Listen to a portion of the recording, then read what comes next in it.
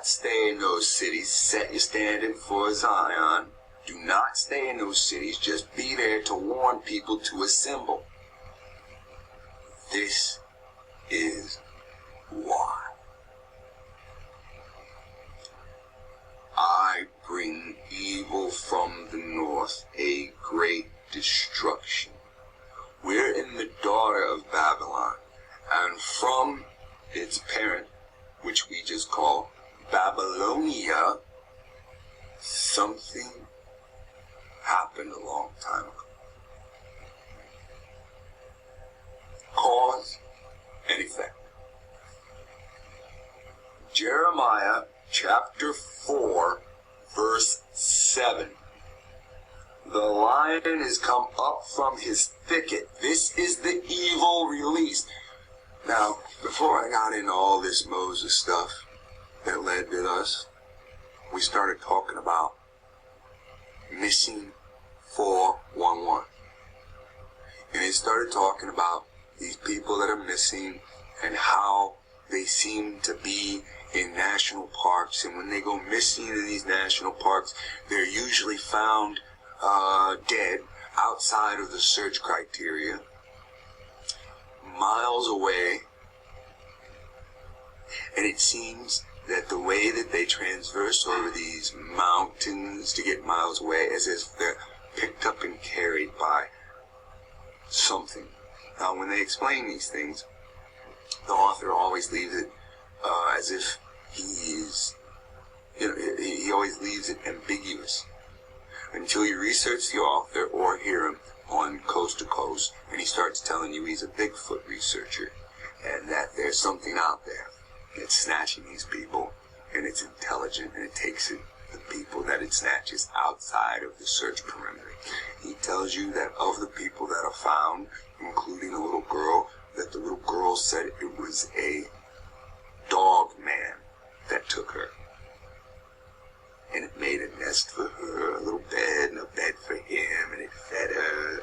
And soon, when that personality got comfortable, it would have raped her and probably ate her.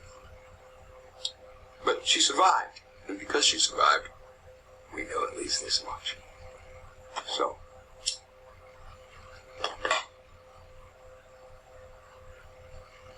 I have to ask myself at times, why am I adding dog man stuff with biblical stuff?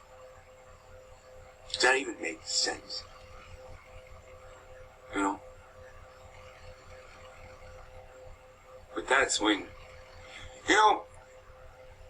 people use the word confirmation, and confirmation is not a big enough word for this.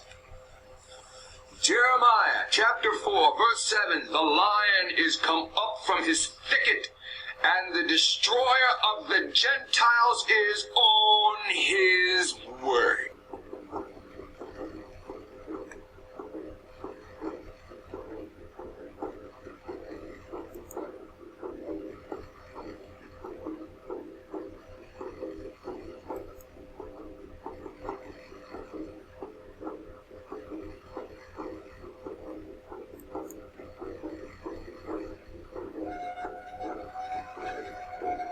Much aha.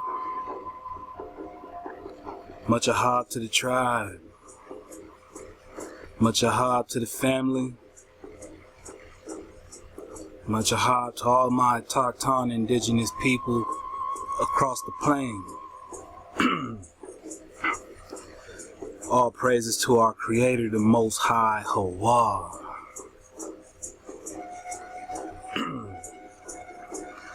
How's it going, fam? Yeah.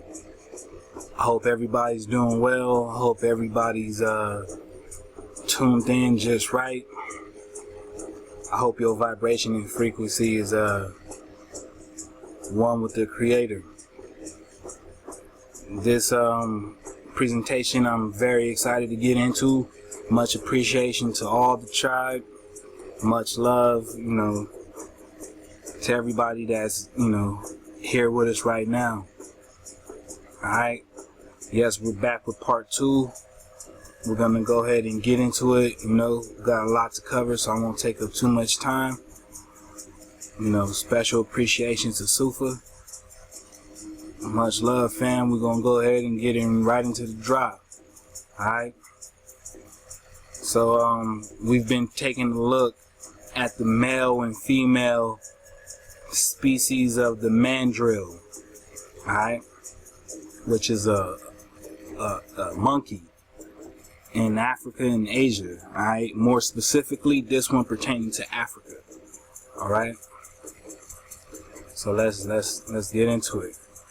The mandrill, alright, the mandrill, also known as Mandrillus sphinx, is a primate of an old world, or I'm sorry, it says is a primate of the old world monkey. Alright, the mandrill sphinx, or the Mandrillus sphinx. Alright, notice that sphinx. Okay, keep this in mind. It says that it is one of the two species assigned to the genus Mandrillus, also known man. Right, notice how man's in here, right? Mandrillus along with the drill. It says both the mandrill and the drill were once classified as baboons in the genus Papio, right? But they now have their own genus, Mandrillus. So the baboons and the other monkeys used to be combined in the same classification as this mandrill, but now they found enough evidence to basically separate them as their own classification. It says, although they look superficially like baboons, they are more closely related to the Cirrocebus, right? Cirrocebus. Mangabes, right? Mangabes. I mean, I find that funny, right? Mangabes, right? Being a type of monkey, right? Kind of gotta watch out for these titles, right? They'll come back and bite you, right? It says mandrills are found in the southern Cameroon, Gabon, Equatorial Guinea, and Congo, right? Mandrills mostly live in tropical rainforests. They live in very large groups. Mandrills have an omnivorous diet consisting mostly of fruits and insects. Their mating season peaks in July to September with a corresponding birth peak in December to April. Alright, so it says they look like the baboons, but they're not. Alright, and they're mandrills. Alright, mandrills. So let's see what else we can learn from these mandrills, alright? Or learn about them, I should say. And again, this is the male, this being the female, alright? That's what we were looking at earlier. And we see right here, right? They're from this region of Africa, alright? The description, right? It says the mandrill has an olive or dark gray pelage with yellow and black bands and a white belly. Its hairless face has an elongated muzzle with distinctive characteristics such as a red stripe down the middle and protruding blue ridges on the sides. Alright.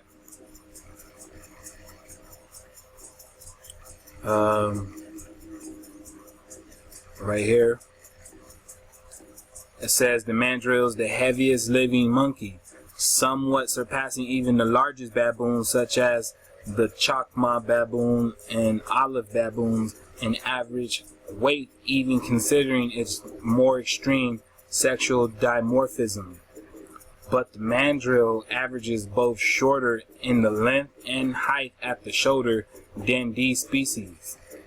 It says the average male is about 30 to 37 inches long and the female is about 20 to 26 inches long, with the short tail adding another 2 to 4 inches. The shoulder height, while on all fours, can range from 18 to 20 in females, to 18 to 20 inches in females, and 22 to 26 inches in males. Compared to the largest baboons, the mandrill is more ape-like in structure with a muscular and compact build, shorter, thicker limbs that are longer in the front and almost no tail. Mandrills can live up to 31 years in captivity.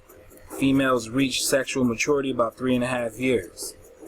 Alright, it says the mandrill is more ape-like in structure. Alright, is more ape-like. Alright. It says the mandrill is found in Nigeria, southern Cameroon, Gabon, Equatorial Guinea, and Congo. Alright. It says that the mandrills live in tropical rainforests. They also live in a gallery forest adjacent to savannas, as well as rocky forests. Right?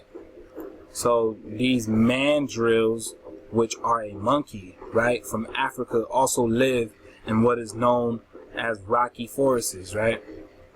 So let's get a look at that.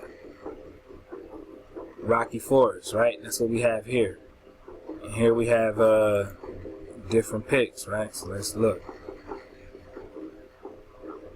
Rocky forests, right?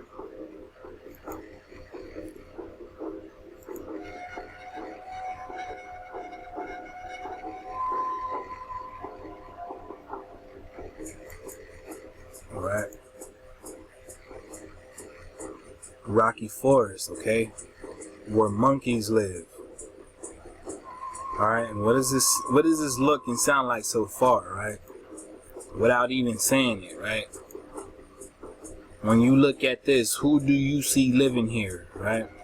Who can you imagine living here, right?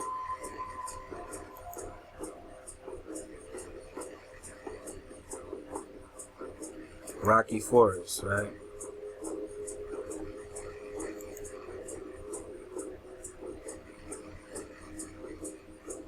Just some examples, right?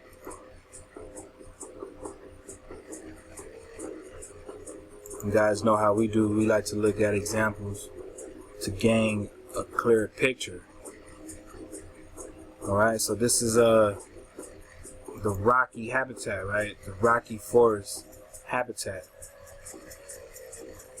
Right? It says, as well as rocky forests, riparian forests, cultivated area, and flooded forests and stream beds. Flooded forests as well, right? So let's check that out. Flooded forests. Right?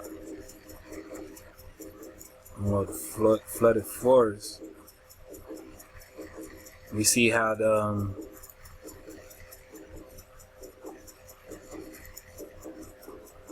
they're used to a water habitat, right? Swampish, right?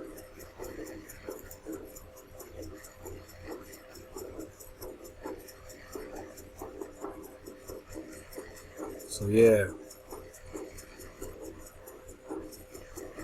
this is all examples, right?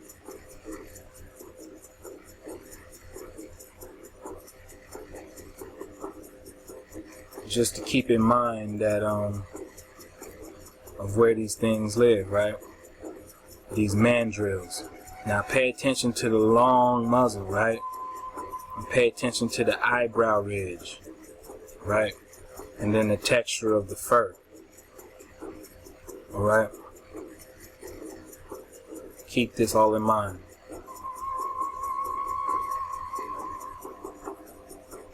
Now it says the mandrill is an omnivore. It usually consumes plants, of which it eats over 100 species. It prefers to eat fruits, but will also eat leaves, lianas, bark, stems, and fibers. But it will also eat leaves, lianas, bark, stems, and fibers. But will also eat leaves, lianas, bark, stems, and fibers. It also consumes mushrooms and soil. Carnivorously, mandrills mostly eat invertebrates, particularly ants, beetles, termites, crickets, spiders, snails, and scorpions. It will also eat eggs and even vertebrates such as birds, tortoises, frogs, porcupines, rats, and shrews. Mandrills likely will eat larger vertebrae when they have the opportunity, such as bay duikers and other small antelope. Alright? Large prey are likely killed with a bite to the nape. The nape, which is the neck, right?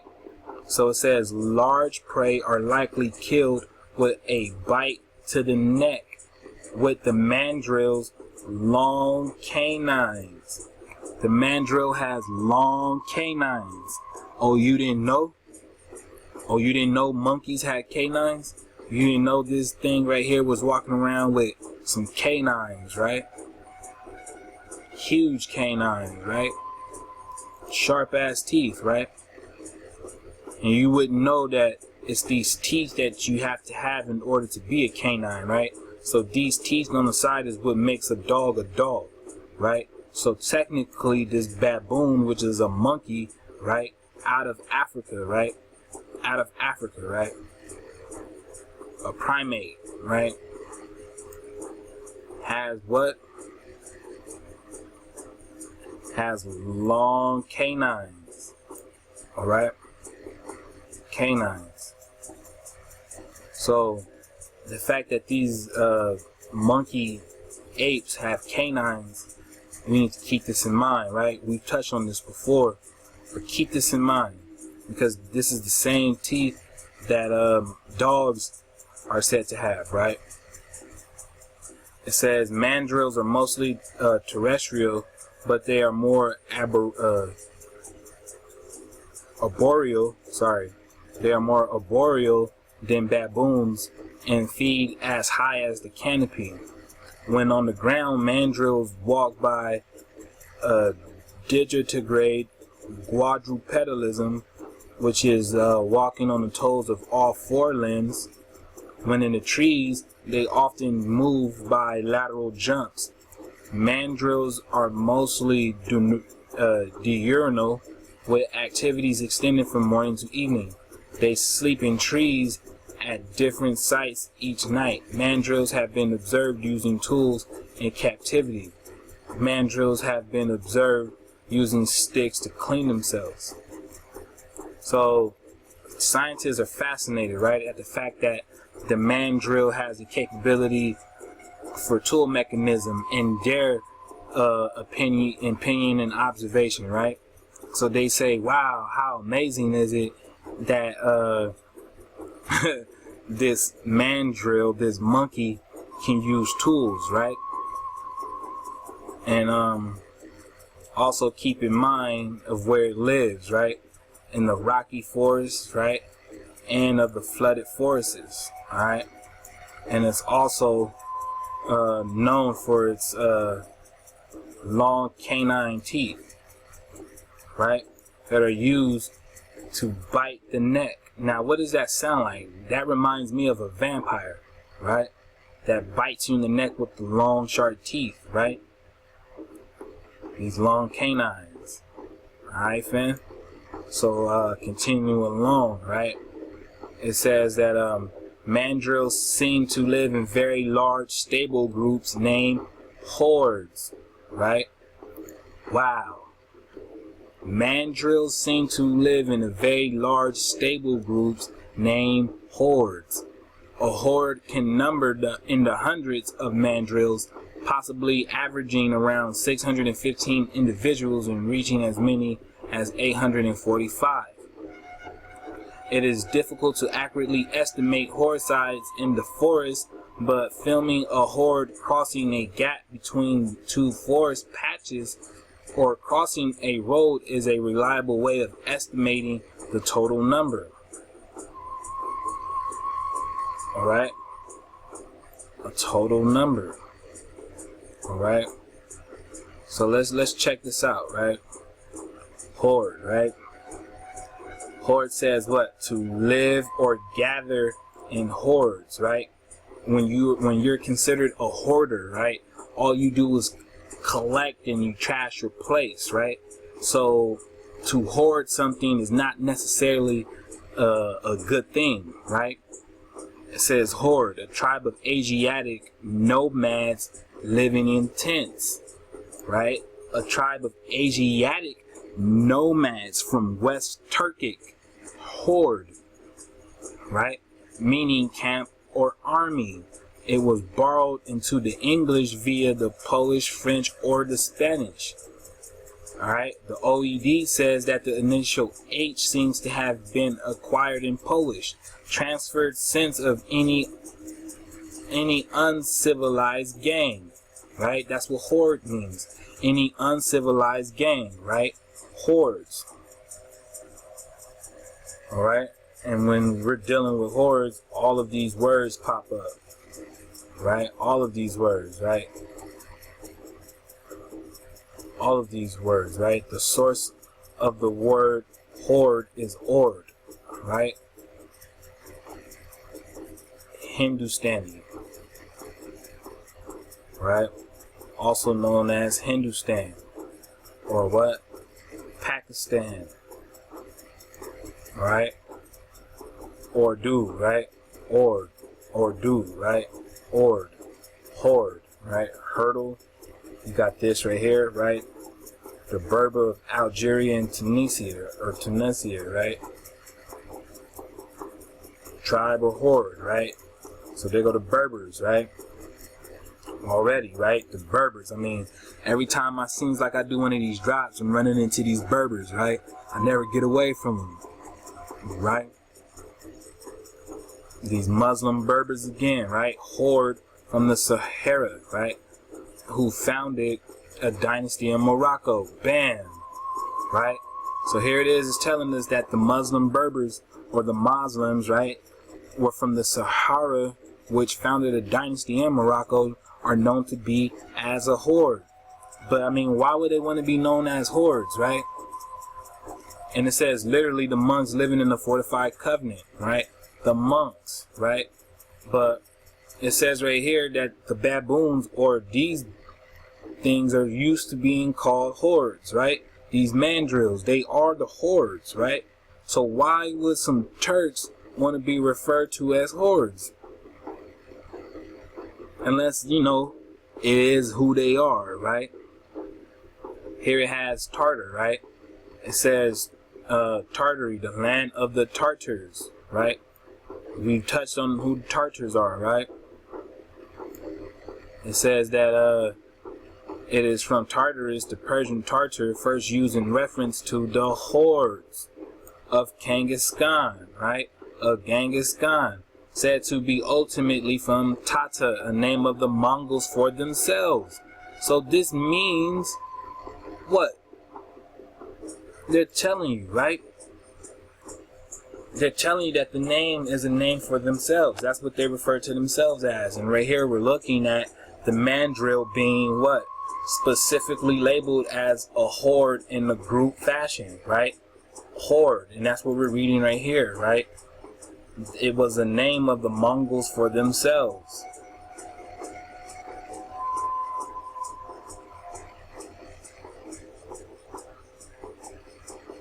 Alright. It says the largest horde verifiably observed in this way contained over 1,300 individuals in Lope National Park, Gabon, the largest aggregation of non-human primates ever recorded. These hordes are made of adult females. And their dependent offspring, right? So these hordes are known for just being all women, all females. I mean, not women, but females in this particular group, right? That we're talking about in this monkey, right? In this monkey social behavior. So only the females of this species, right, are the only ones who remain in hordes. It says the males live a solitary lifestyle and only enter hordes when females are receptive. Excuse me, fam. It says males live a solitary lifestyle and only enter hordes when females are receptive to mating, which lasts 3 months each year. All male bachelor groups are not known to exist. So do males don't group with each other. They live independently, individually from one another. They live solitary, right? A solitary lifestyle.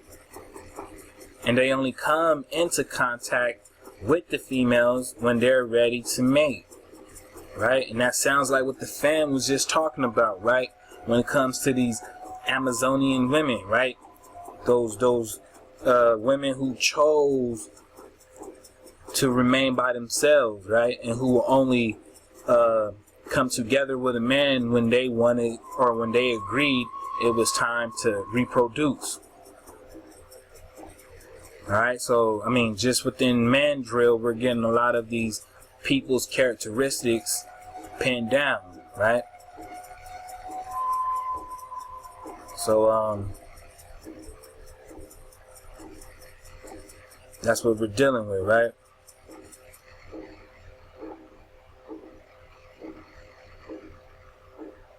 It says that these males live a solitary lifestyle.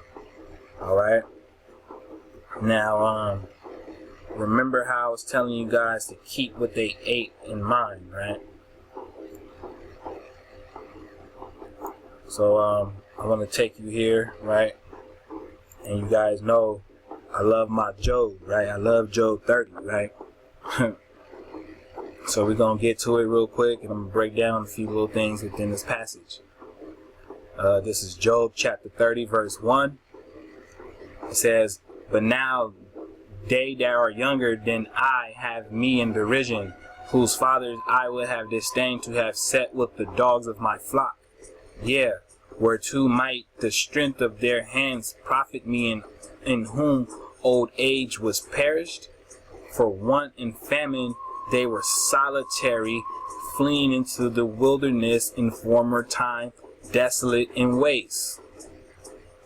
Alright, so it says that for want and famine they were solitary, right? Solitary, right? Probably by prolongation, from sterile, as in wrapped up too hard, right? Desolate, right? Desolate. Solitarily, right? Solitary, right? To be solitary, right? And we read that the males live a solitary lifestyle, right? The males live a solitary lifestyle. Okay? It says, for want and famine they were solitary, fleeing into the wilderness in former time, right? And former time is the time past, that is yesterday. The last night, the former time, the yesternight, right? So it's a times past. Some time before, right? In former time, desolate and waste, right? It says, who cut up mallows, right? What are mallows? Mallows is the salts, right? By the bushes. The bushes are what? The plants, right? The shrubs, right? The shoots, the roots. It says, who cut up mallows by the bushes and juniper roots for their meat. Juniper being a tree, right? Roots being what? The bottom, right? The deep hill, right? The root, right? The root of it all, right? The root. The juniper is dealing with the what? The tree, right? That of the juniper tree, right? Shout out to my bro Teach, right? Juniper tree, right? And like the tree, it has stems, right? As we can see, like stems, right? So it says, who cut up mallows by the bushes and juniper roots for their meat, right? Juniper roots, juniper stems, right? For their meat, right? Especially bread or grain, right? It says the food or the fruit, the meat, the victuals, right? The meat. It says they were driven forth from among men. They cried after them as after a thief. to dwell in the cliffs of the valleys, in caves of the earth, and in the rocks, right? I'm gonna go back to their habitat, right? It says the mandrill is an omnivore. It usually consumes plants, of which it eats over 100 species. It prefers to eat fruits, right? But will also eat leaves, lianas, bark, stems, and fibers. Eat leaves, lianas, bark, stems, and fibers. Alright? It also lives where? In the rocky forests, right? In the flooded forests, right? Here it said what? To dwell in the cliffs of the valleys, in the caves of the earth, and in the rocks. Alright? When we check out their habitat, right? Here are the rocks, right?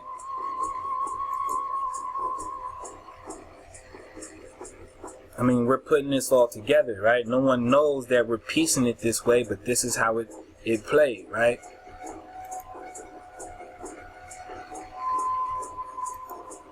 It says, among the bushes they brayed, right? They cried out, right? They screamed, right? Under the nettles, right? It says they were gathered together. They were gathered together, right? It says they were gathered together. Now, when we were looking at the word horde, what did it say? Right? It said to gather together, right? To gather together. Alright, so we see how it says to live, right? Or gather in hordes. Right? And it said that they came and gathered together. Right? It says that they were gathered together, right? It says that they were children of fools, right? The children of fools, right? Fools goes back to the wicked, right? A fool, the ish man, right? The ish woman, the foolish, right? The ish man, the ish, right? A vile person. Fools, right? It says, yeah, children of base men, right? Of base men. What is base men? That is properly failure. That is nothing or destruction. So they have nothingness in their DNA. They have destruction in their DNA, right? Because they are only meant for what? Failure and destruction. They are a failed product, right? They are the copycat production of you. You copper-colored person, you copper-colored Negro, right? That was found here as the autochthon, right? As the aboriginal, right? The indigenous native, right? Of the Americas, right? You being the creation of the Most High, right? Hawa, right? Without corruption, right? Without a mistake. You were made perfect, right? But here we read that that's all they are corrupted, right? And they're ignorant for the lack of not knowing who or where the Most High is. They are unaware of this frequency, right? This indigenous vibration that we call the indigenous truth, right? Praises to Hawa, because they don't know. They cannot feel what it is that I'm kicking to you, right? But you can. You feel all the vibration, right, fam? When we tuned up together, when we speak into this consciousness, this collectiveness that is the whole, right? That is family, right? You feel the vibration, but they cannot. They were children of fools, yeah, children of base men. They were viler than the earth. And now I am their song. Yeah, I am their byword. Alright? So, we see here, right, horde means live together, right? So these are what? Characteristics and attributes of a monkey, right? And we can see that they already attached man in front of the drill, right? Even though they said that they're two different species, right?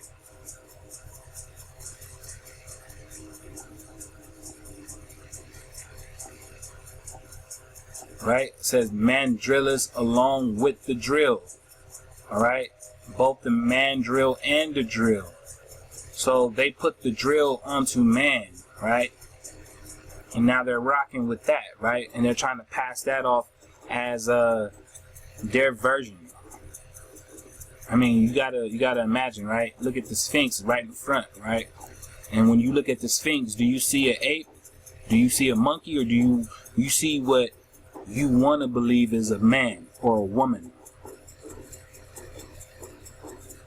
Right? With a lion's body, right? See, this is the thing, fam. You know, everybody's getting caught up on this so-called Egypt, right? And everybody swears that Egypt's black, but where's your proof? Right? Where's the proof that Egypt was a black nation? Because it seems like, you know, we want to ignore the foundation, right? So we're going to continue to dig. Alright? So, we dealt with the mandrill, right? And his habitats, right? And we read about how these children of fools, right? These children of base man have similar characteristics to that of this mandrill, right? So let's carry on to the next one. Here we have baboon. It says baboon are an African and Arabian monkey belonging to the genus Papio, part of the subfamily Cercopithecinae or Pithecinae. Cercopithecinae, right? The 5 species are some of the largest non-humanoid members of the primate order. Only the mandrill and the drill are larger, right? So that's what we read already, right? So these are the baboons. Now notice the difference in this muzzle, right? And his feature. It's still similar, but it's a bit different, right? It's a bit different, right?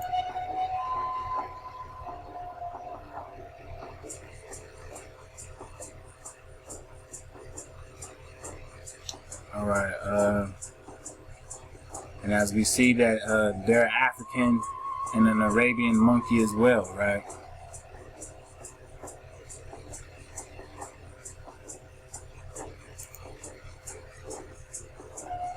Check this out, right? Baboon, right? It says all baboons have long dog-like muzzles, heavy powerful jaws with sharp canine teeth. All baboons have long dog-like muzzles, heavy powerful jaws with sharp canine teeth. All baboons have dog-like muzzles, heavy powerful jaws with sharp canine teeth. So here we got the dog, ape, man-like monkey with the muzzle of a dog having sharp canine teeth. It says close set of eyes, thick fur except on their muzzles, short tails and rough spots on their protruding buttocks. Alright? It says these calluses are nerveless, hairless pads of skin that provide for the sitting comfort of the baboon. Alright? It says baboons are terrestrial and are found in open savanna, open woodland, and hills across Africa. Alright? Their diets are omnivorous but mostly herbivorous, yet they eat insects and occasionally prey on fish, trout, and salmon if available. Shellfish, hares, birds, vervet monkeys, and small antelopes. It says that they are foragers and are active at irregular times throughout day and night. They can raid human dwellings. They can raid human dwellings. They can raid human dwellings. And in South Africa, they have been known to prey on sheep and goats. Alright, so these monkeys are known for eating sheep and goats, and they can raid onto human dwellings. Alright, it says baboons in captivity have been known to live up to 45 years, while in their wildlife expectancy is about 30. It says baboons are able to acquire orthographic processing skills, which form part of the ability to read. Okay, so they have this ability to process information where basically it turns into an ability or a form of reading. So the baboons are equipped with this, capability, right? Which is probably why the scientists are so intrigued by them, along with their colors, right? I mean, we've seen how this one can get quite colorful, right? Okay, so they pretty much, trip out on that, right? Now it says the social systems of the baboon. It says most baboons live in a hierarchical troops. Group sizes vary between 5 and 250 animals, often about 50 or so, depending on specific circumstances, especially species and time of year. The structure within the troop varies considerably between Hamadryas baboons and the remaining species, sometimes collectively referred to as the savanna baboons. So we can see here, right? It says that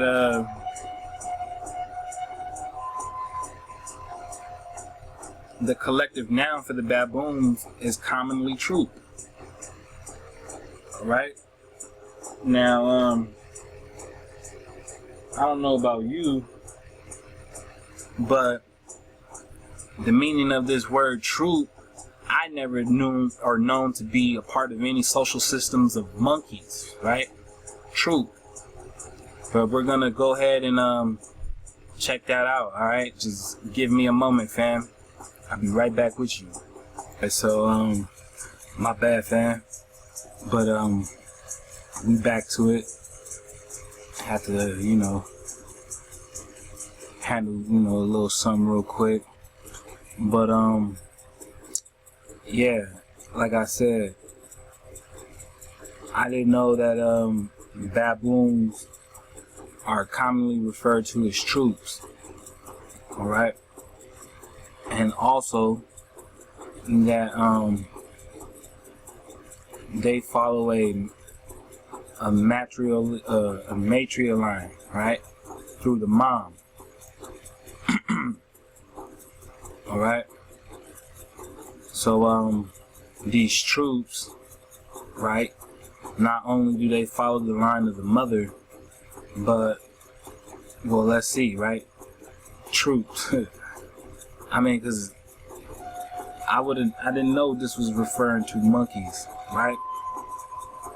It's not the truth that I'm used to, right? And it says that it deals with hierarchy, right? So there's levels to this, right? There's levels to these troops, all right? And it just makes you wonder about using that term, right? Now, I'm not a fan because I don't consider myself such, but I'm just saying it's interesting to know that, troops are used in the social status of baboons. Alright? And this is what it looked like. It says troop. A troop of baboons, right? Troop. It says to assemble. Right? Meaning to march. To go in great numbers, right? To flock. It says body of soldiers, right? band of people, company, troop, and crowd, right? It says assembly, gathering of people, village, right?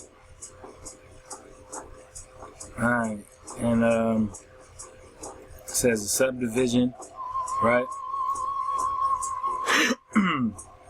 Excuse me. A subdivision, armed forces, right? Armed forces. So, troop. We're dealing with soldiers, we're dealing with assembly, we're dealing with a gathering, we're dealing with flock, we're dealing with village, we're dealing with a lot, right?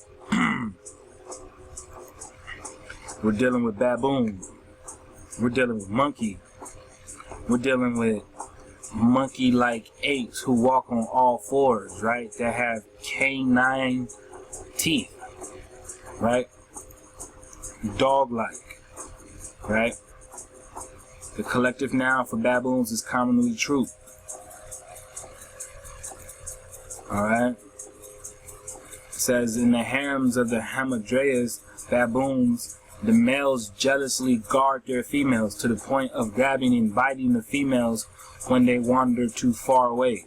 Despite this, some males will raid harems for females. Such situations often cause aggressive fights by the males. Visual threats are usually accompanied by these aggressive fights. This would include a quick flashing of the eyelids accompanied by a yawn to show off the teeth. Some males succeed in taking a female from another's harem called a takeover. In many species, infant baboons are taken by males as hostages during fights. Alright, so I mean, this shit sounds crazy, right? Because it sounds like the characteristics of your oppressor. Alright, I'm pretty sure there are some scriptures that back this up as far as this being their attributes, right? Snatching up your babies and, you know, I mean, I don't know, it's sad because a lot of us act like this too without even knowing, right? You don't even realize how stupid you look, right? But yeah, fam, I would have never thought, right? Like, whoa. Alright? It says relationship with humans.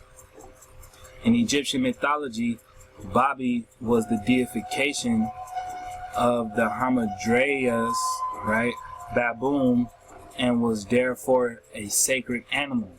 It was known as the attendant of Thoth. So it is also called the sacred baboon. As the attendant of Thoth, alright? Now, as the attendant of Thoth, it was considered to be the sacred baboon. Alright, fam? So, this baboon was revered in Egyptian mythology. It was something special. Alright?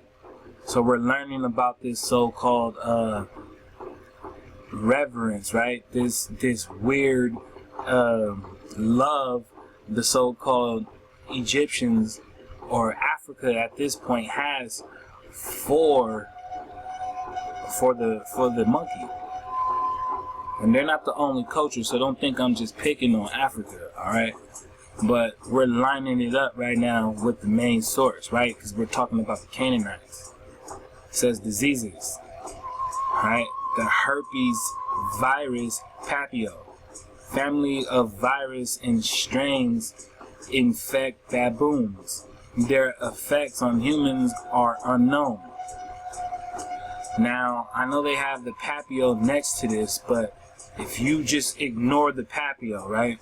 And I'm talking because people don't know how to do this automatically, alright? I gotta speak this way because people don't know how to do this automatically. But if you block out this papio, right? All you have is the herpes virus. Alright? So you block this shit out, right? And you just have herpes virus. Now, herpes virus is a family of viruses and strains that infect baboons, but then they tell you off to the side the effects on humans are unknown, right? But we know that herpes can only be given to you one way.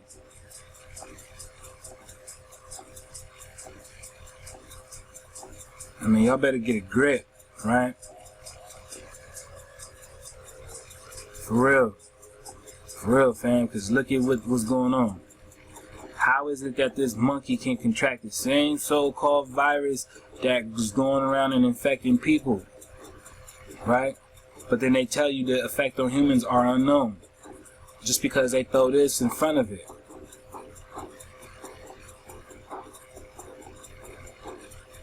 Alright? Keep that in mind, fam. Alright? So, we dealt with truth, right? We're gonna go ahead and keep it pushing. Now,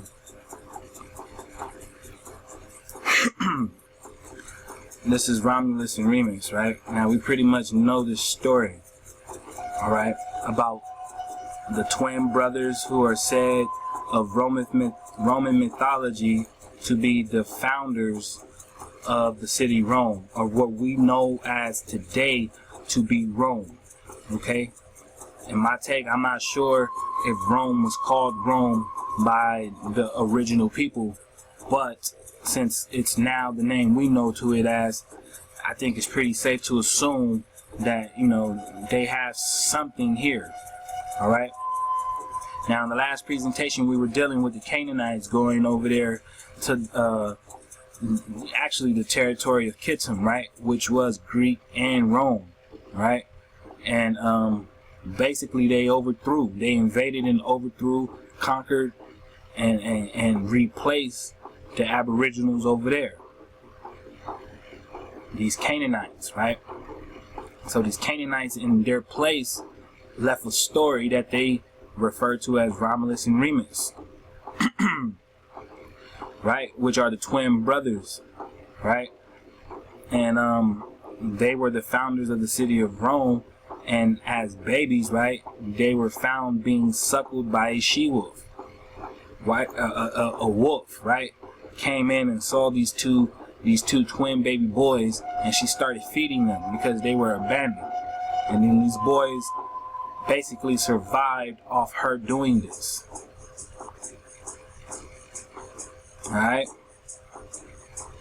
And they've thrown hints at this before, especially in movies like The Omen, right?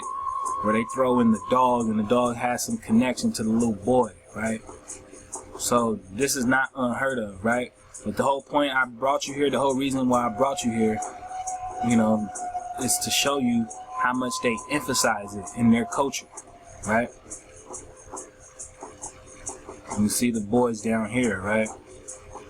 And they just pigging out, right? Getting their little they meal on, right? And then again, right? Now, these are the face of the said Romans today, right? So-called, right? Supposedly. Who's to say that there's no, you know, at least, you know, some truth to this? Because you got to remember what we're learning, what we're being, you know, what's being revealed to us, right? About these folks, right? There is some obscure genetic that is, you know, genetic traits that are unknown. All right. And there are a lot of traits they have similar, right, to those beasts that walk the earth. All right.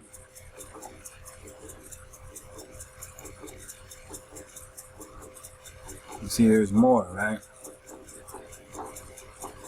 I mean, dairy product as a product is such a big thing, nationwide, worldwide, whatever you want to say. Alright? people are starting to wake up to that fact, but nonetheless, it is what it is, right? So there is some animalistic practices going down, and this shit is not something that's weird. I mean, people do this, all right? So, I mean, this is not far-fetched. It's only far-fetched when you think stupid. Why would this be on coinage, right? I mean, we're talking about currency now, right? We're talking about silver, right? In Rome, right?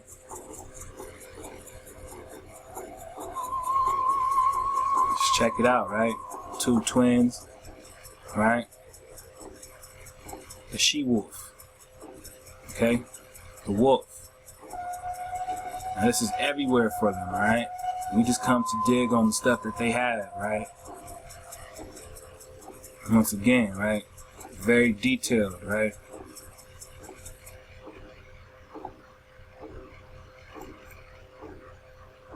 Again, this is Rome, right? As we know of it, hijack status, right? Lupus, meaning wolf, right? Lupin, right? Lupus, right? Just keeping that in mind, right? Now look at all these things. I mean, they just got stuff on top of stuff, right? I mean, look at this. Look at the way they decided to show the so-called, its fur, right? I mean, you know, I'm just saying, fam, this is crazy, right?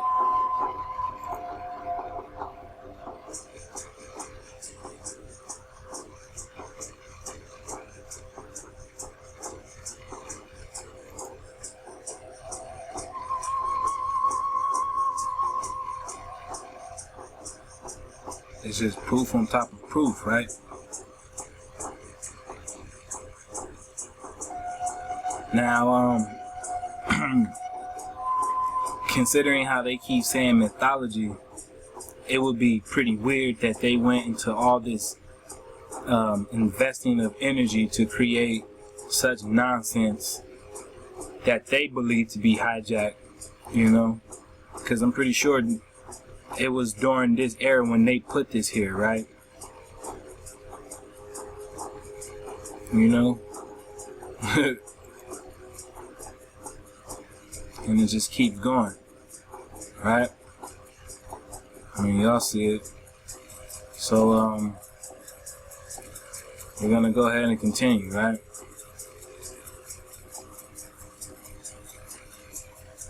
Now, this is the actual, you know, sculpture, right, of the so-called she-wolf and the suckling twins, right?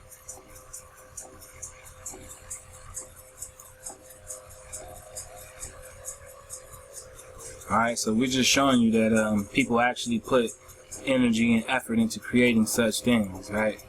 The same way they do now, and people say, oh, it's just a movie, right? Or it's just a book, it's just a show.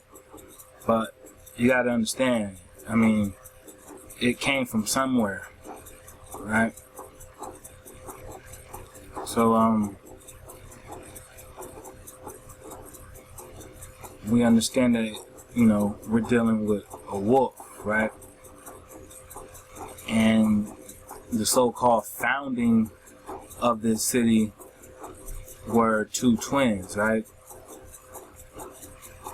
Who suckled from the wolf. So, I know it sounds repetitive, fam, but, you know, we're just dealing with it, alright? We're gonna continue from here on out. Alright? Wolf. In verb action, right? It says to eat like a wolf, right? To eat like a wolf.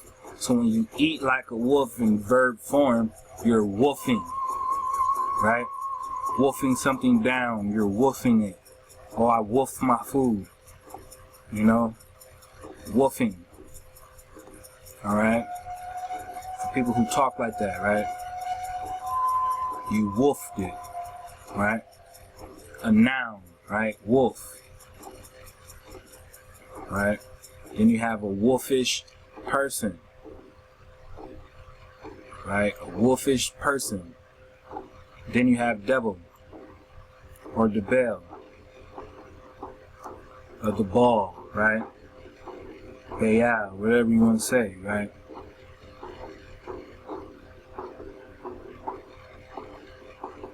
From there, what else do we have? Back to wolf, right? Wolf. Then we have Hyrcania, right? Hyrcania says district southeast of the Caspian Sea, literally wolfland. Says probably also Greek Lycos, lupus, right? We just saw lupus, right? So now you know every time you see lupa, right, or lupus, right, you're dealing with wolf, right? Wolf. Alright? And yes, I understand that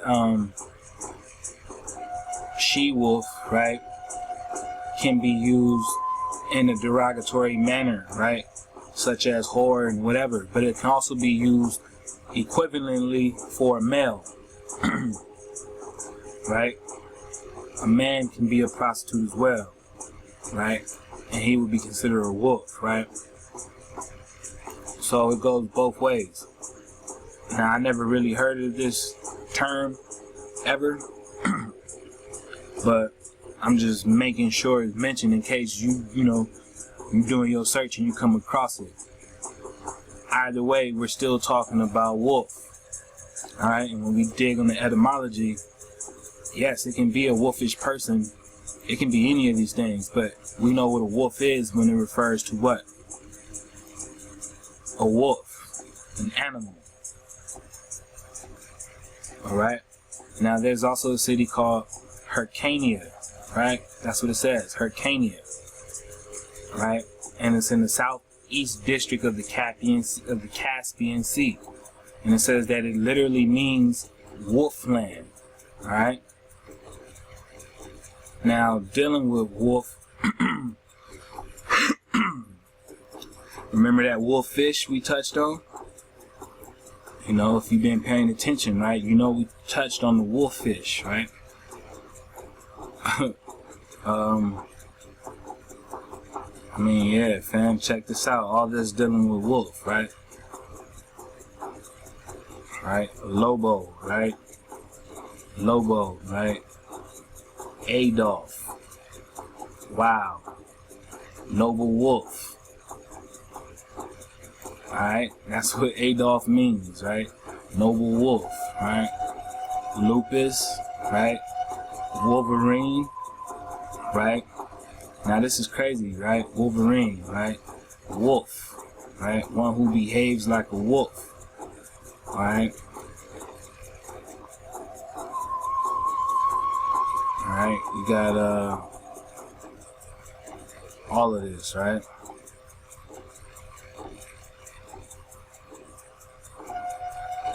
So yeah, fam, all of this dealing with wolf, alright? Keep on going, because that's how long it is, alright? But I wanted y'all to see that. So as we're digging on wolf, right? Let's see what this is talking about. And they said this is a land called Hyrcania, right? Hyrcania. It says it is a historical region composed of the land southeast of the Caspian Sea in modern day Iran. Alright, so it's in Iran. Alright. And it says Hyrcania was known as Tabaristan. Alright. You might want to look into that, right? See what it's talking about. Here is, you know, we see something dealing with fortress, right? I'm going to go ahead and continue. Here we have the Wapawet, right? It says in Egyptian mythology, the Wapawet was originally a war deity whose cult center was Asat, right? Asat, right? His name means opener of the ways, and he is often depicted as a wolf standing at the prow of a solar boat. Some interpret that Wapawet was seen as a scout going out to clear routes for the army to proceed forward. One inscription for the Sinai states that the Wapawet opens the way to King Shekemket's victory. Alright, so what did we learn, right? We saw how the baboons move in troops, right? They move in troops, right? Troops, right? Hierarchical, or however you pronounce that, right? Dealing with the hierarchy, right? The hierarchical troops, right?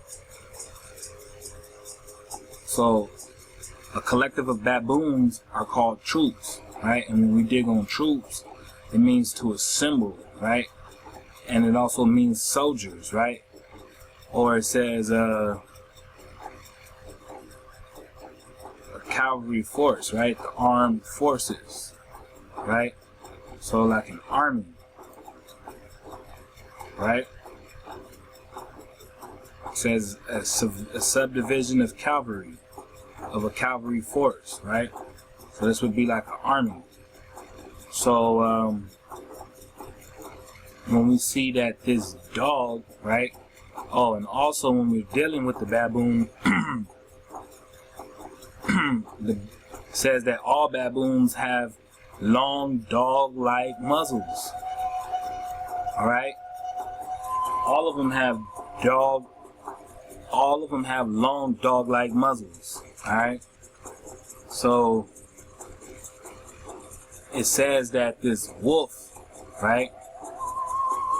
This wolf, it says some interpret that this wolf named Wapawet was seen as a scout going out to clear routes for the army to proceed forward. Alright? Wapawet originally was seen as a wolf deity. Thus the Greek name of Lycopolis, the Greek name of Lycopolis meaning city of the wolves.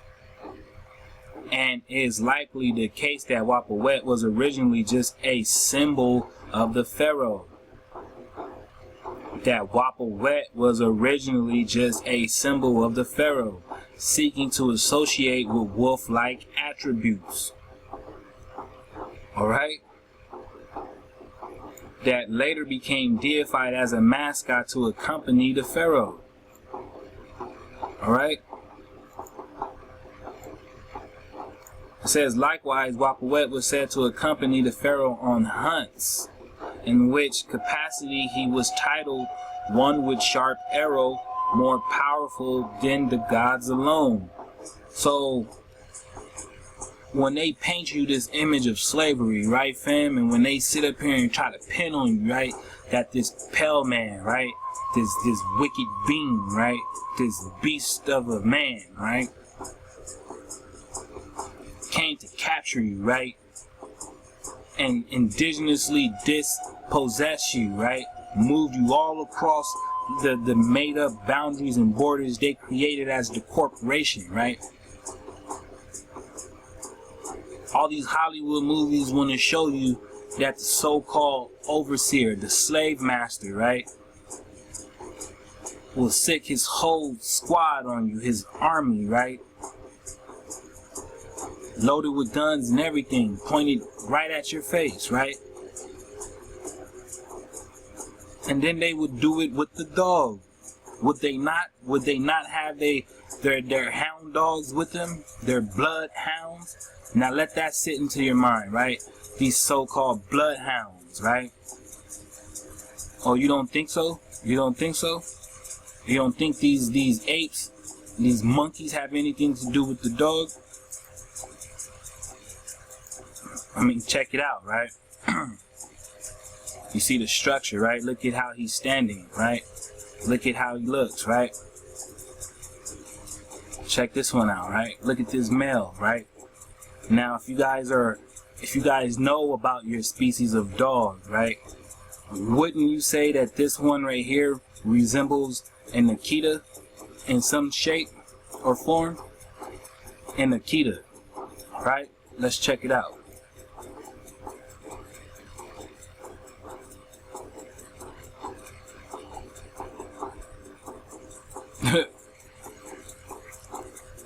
I mean, look at the tail, right?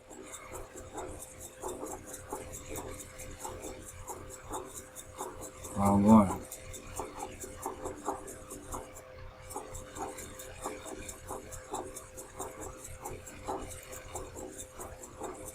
All right.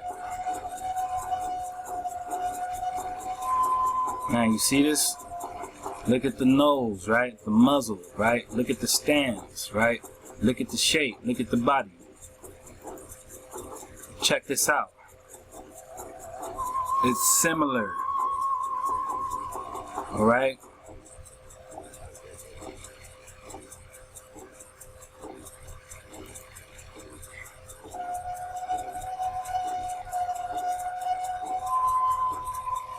All right. So these things, you know, they have some dealings with the dog. All right.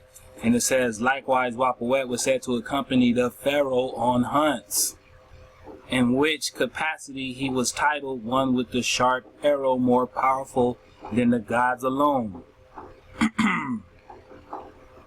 Alright? Lycopolis, right? Lycopolis. It says guardian of the deceased. Alright? Wapawet, right?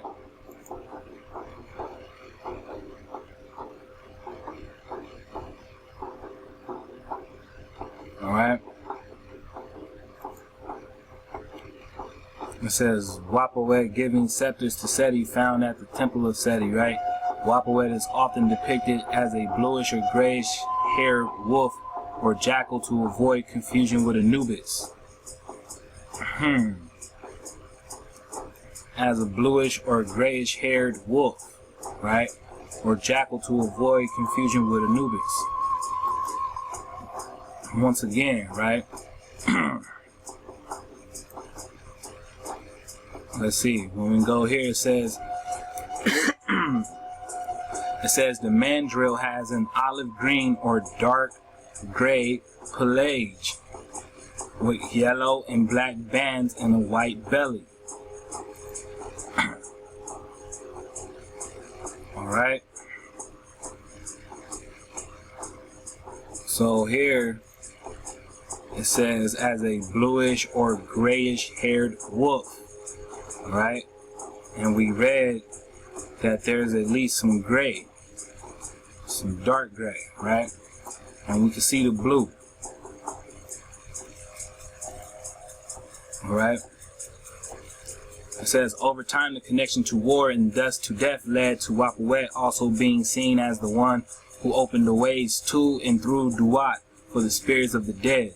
Through this, the similarity of the jackal to the wolf, Wapawet became associated with Anubis, a deity that was worshipped in Aswat, eventually being considered his son. Seen as a jackal, he was also said to be Set's son. Consequently, Wapawet often is confused with Anubis.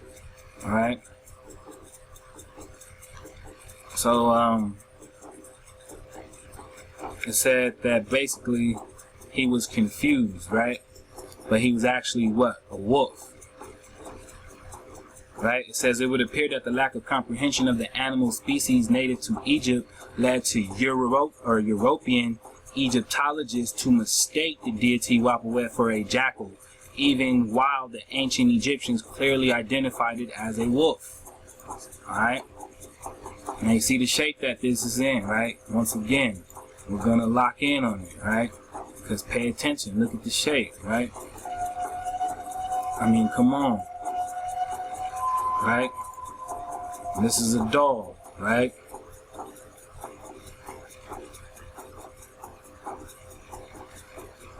Alright? It says the Egyptian jackal, also known as the African wolf or wolf jackal, is currently listed as a subspecies of the golden jackal, but molecular osteological data has established that it is a unique species in its own right. It is native to Egypt, Libya, and Ethiopia, though its post-Pleistocene range once encompassed the Palestine region. And there in a nutshell, right? All the lands of the hijack, right? All in one. Right? So let's continue. It says the public domain review, right? The history of the four-footed beasts and serpents. Right? It says a selection of woodcuts from a book entitled The History of Four-Footed Beasts and Serpents, published in 1658. Most of this 3-volume compilation is comprised of zoological works of the English clergyman Edward Topsell, who published several books on religion and other matters during his lifetime. A whole host of animals are represented in Topsell's illustrations, all of which came directly from earlier works by the Swiss physician, naturalist, and author Conrad Gessner. Among the usual suspects, there are also more unusual mythical specimens, such as the Hydra with 2 claws, a curled serpent's tail, and 7 small mammalian heads, the Lamia with a cat-like body, hooves on the hind feet, claws on the front, and a human woman's face and hair, and the Matacora with a lion's body and mane, a man's face and a head of hair, and a grotesquely smiling mouth. Again, this is in 1658. So let's dig on these animals, right? Let's see what they're talking about.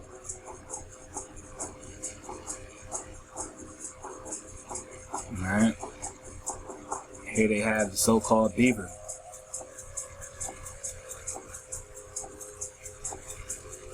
What they say is the ape. Right? What they depict as the ape.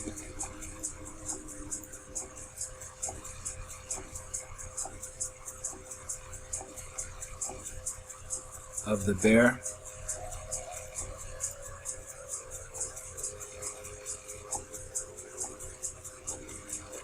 Badger.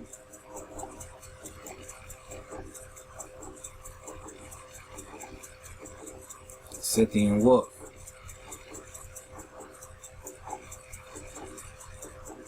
Scathing. Hydra. Right? Bear ape.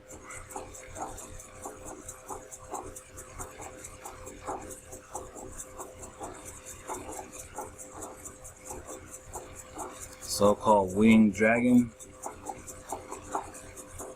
Alright.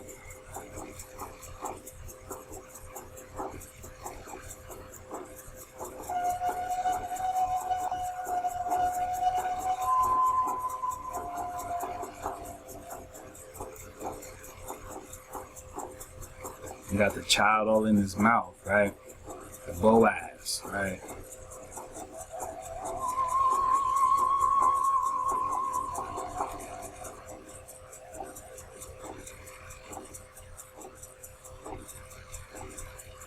Unicorn.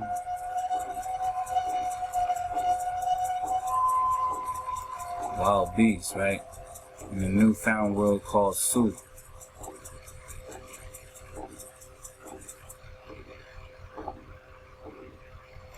Squirrel.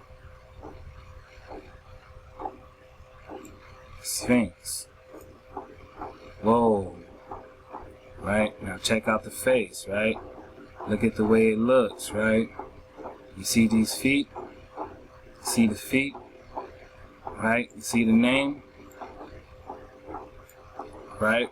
Where did we see this? Let's go. Alright. Oh, nah, you think not? Look at the feet. You see the feet, fam?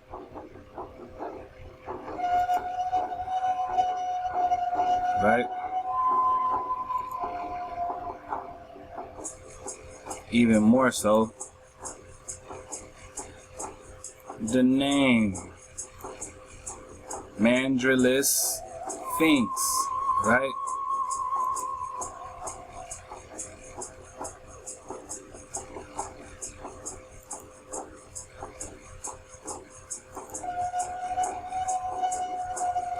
Alright. Dormouse, right?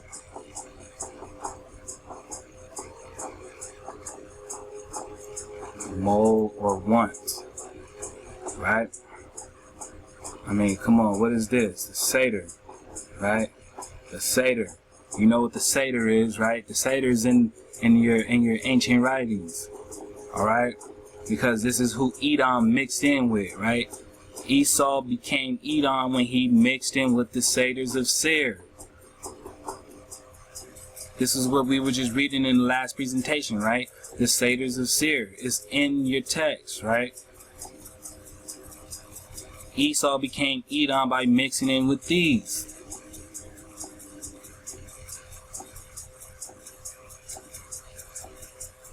You're lying. Nah, I'm not actually. Nah, but you had a line, right?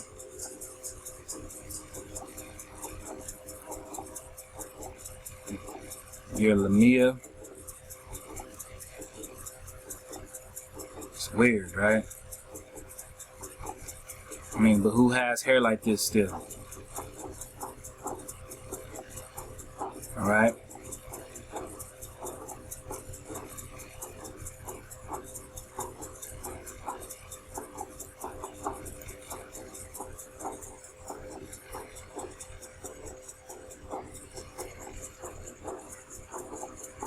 And this is the Manticora, that smiling cat, right? With the grotesque smile, right? Reminds me of the one of Alice in Wonderland, right? The one that has the huge smile, right? Yeah.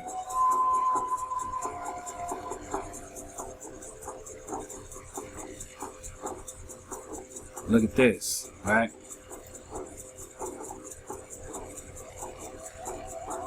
I mean, what kind of monkeys are these, right, fam? I mean, for real. So, you know, we're just giving you, you know, this look along, right? Again, Agopithecus, all right? Agopithecus.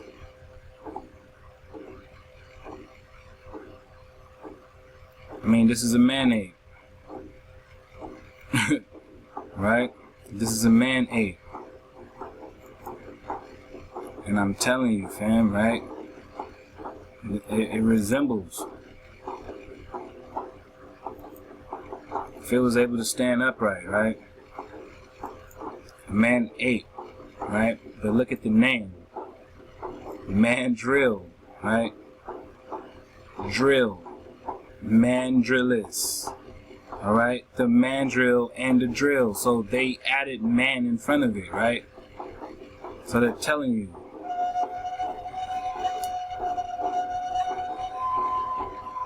And we're still talking about where? The same region, right? Where we finished? Oh, we weren't finished. My bad. Let me finish. Let's continue looking at these animals, right?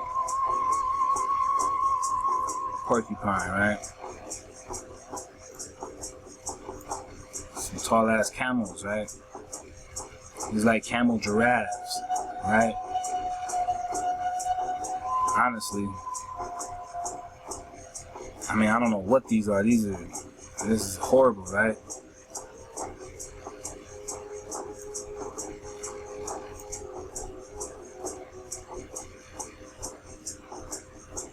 And those feet, right?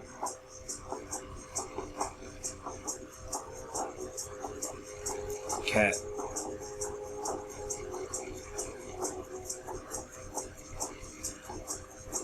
And here they just have another monster. Right? They don't even know what this is. They just call it another monster.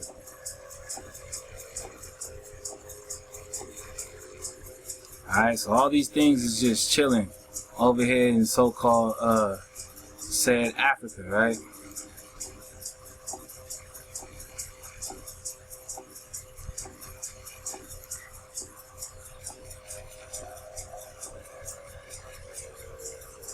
Alright?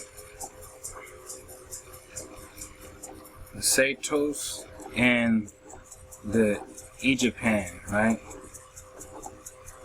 Or the Egyptian, right? The Egyptian, right? Egyptian were two breeds of satyr and pan-like wild men or monkeys which inhabited the Atlas Mountains of northwest Africa. They were related to the satyr and the Ethiopian satyr encountered by the philosopher Apollonios of Tyana. The creatures were probably derived from so-called fanciful travelers' tales of monkeys and baboons, right? But if they were looking anything like what we just saw out of here, I don't know. Alright? Especially considering that, you know, they were once looking like this, right? If not a little more distinct and different, right? Right?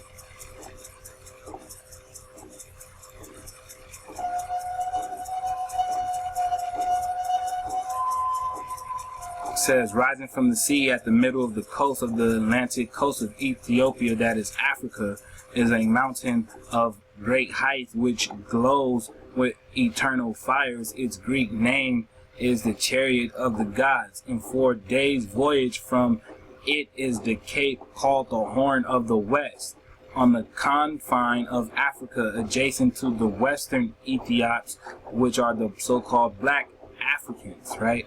Some authorities also report hills of moderate height in this region, clad with agreeable shady thickets and belonging to the Egyptians and the satyrs, or the Egyptians and the satyrs. So this article is telling us that the Egyptians are the Canaanites, and if the Canaanites are the dog-headed people, then their neighbors are the satyrs. I mean, the Canaanites have to be the Egyptians, and if the Egyptians are the Canaanites, then we're talking about dog-headed people. And over here in Egypt, that was the dog-headed land, right? Asut, right? It says it is an ancient city, right? It's still there, right? This is what it looks like, right? You got cars and shit all over there, right? The so-called Egypt, right? This is still available right now, right? It says the name of the city is derived from the early Egyptian Zalti, right? Adopted into the Coptic as this word, right? In Greco-Roman Egypt, it was called Lycopolis. Lycopolis. Wolf City. Lycon or Lyco. Wolf City. Wolf City. So ancient Egypt, right, or Egypt as they want to say it, that is over there in Africa, is the land of the dogs. Land of Canaan, right? These dogs, right? New style though. Because we know we kicked them out, right? We kicked these guys out, right? We kicked them out. So they went over there and started getting it going again, right? Lycopolis had no remarkable ruins, but in the excavated chambers of the adjacent rocks, mummies of wolves have been found, confirming the origin of its name. Alright? Now who's gonna have some wolves, some mummy wolves, right? I want to share these photos with you guys, alright? Here in Egyptian, right? Egyptian wall, right? On the stone wall. What looks to be a dog, right? And a snake, right? A snake right here, right? On a board of some sort that looks like it's being paddled, right? And the dog is chilling on it, right? You see the dog, right?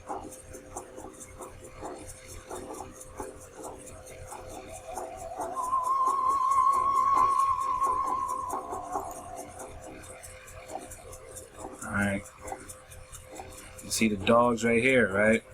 And you see the snake. Now from the snake is what? The monkeys. Alright?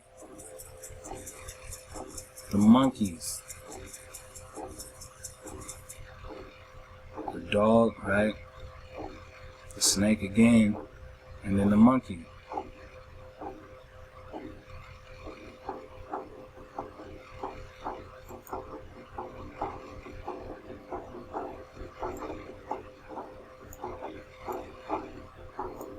Right? You see the face right there, right? Look at all the faces, right? Look at this face, right? Now this looks like a wolf, right? With the ear, right? But this looks like a fish. I mean, what are we looking at, right? Looks like another fish, right? It's another wolf, right? Another wolf, right?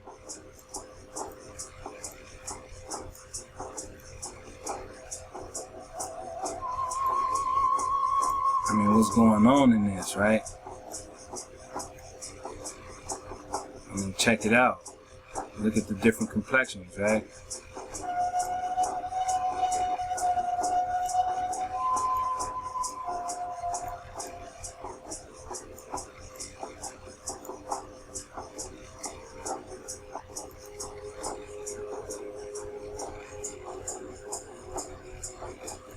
Now, this is just interesting, right? Interesting to note.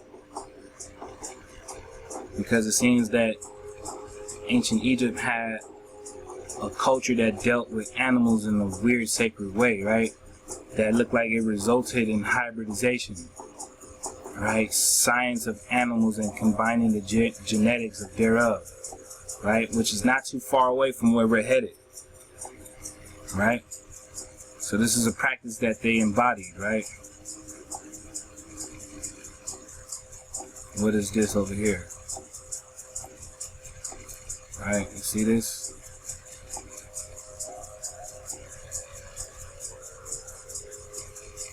Alright.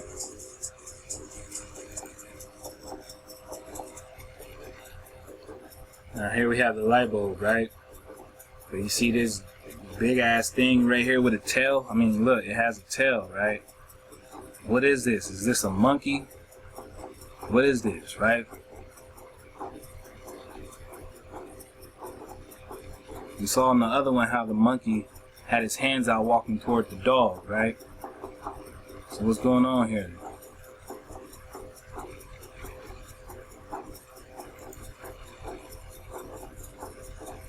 And here you can see the Y cut off, right? It says Lycopolis, right? Lycopolis. You can see the stone, right? The stone. It looks like to be a cave entrance, right?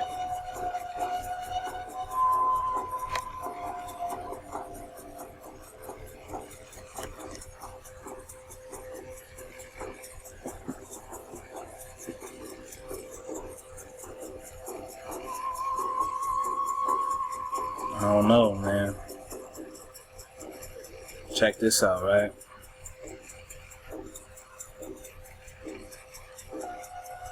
Face of an animal, right? Some sort, right? Has horns, right? And you see the dog, man, Anubis, Wapawet, whatever, right?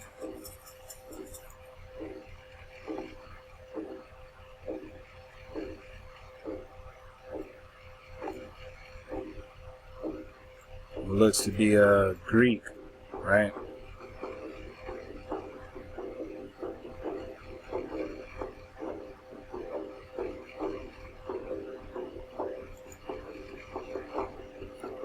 Anubis, right, was said to be the center of the cult of Lycopolis, right?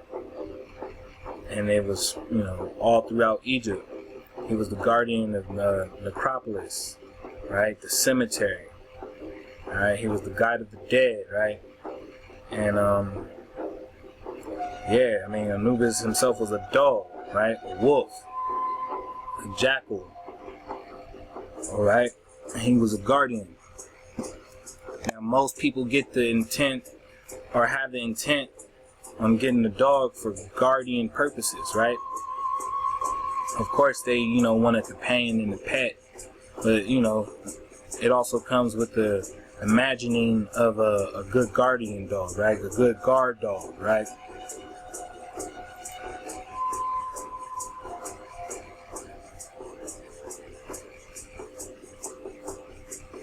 Alright. Looks like he's low-key weighing the heart, right? Somewhat.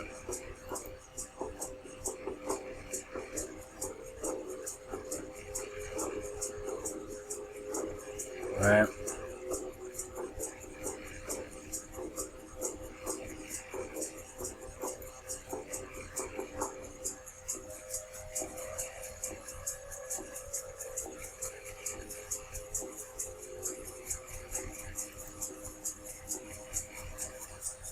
I mean, what is this, right?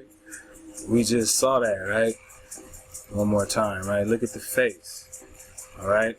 Look at the face. Now, why is it in stone? And why is there a woman? And why is he so big? This looks like the Hydra, right? Behind it, right? You see the snakes? I mean, come on, fam. Are we imagining this, or is this really in front of us, right? So yeah, just want to show you guys those pics, right? And we're gonna go ahead and carry on with it, right?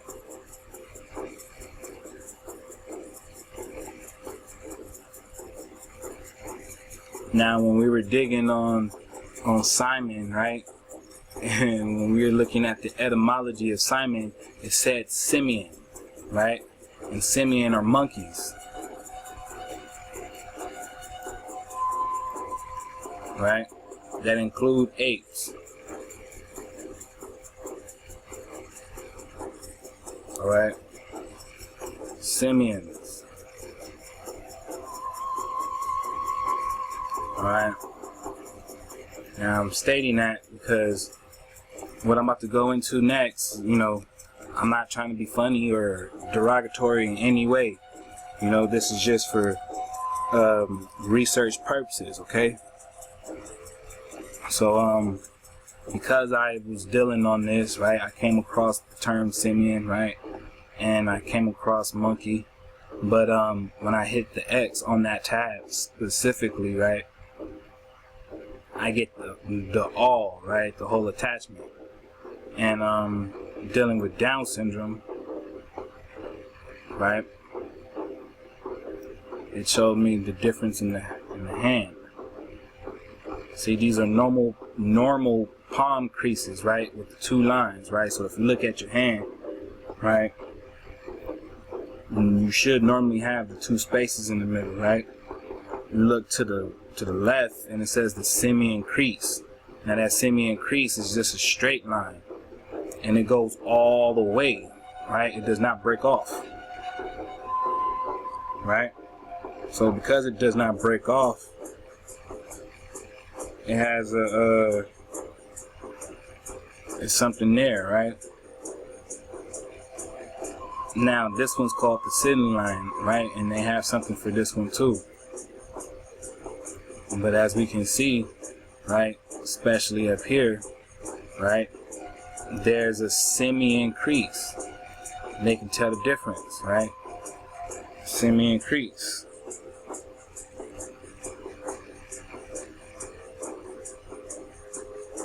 Right.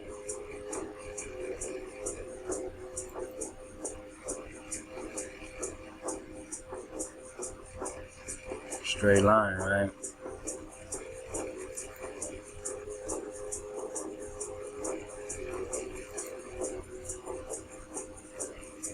See? Straight line, right? And as we can see, there are multiple of them, right?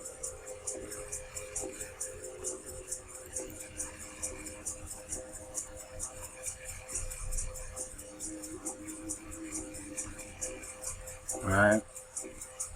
So if you don't have a split, that breakage, right? They're saying that it's dealing with the simian, right?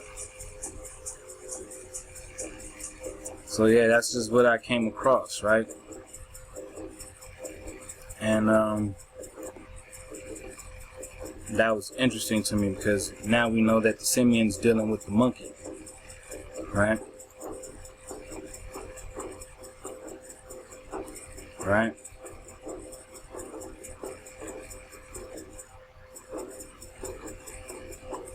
So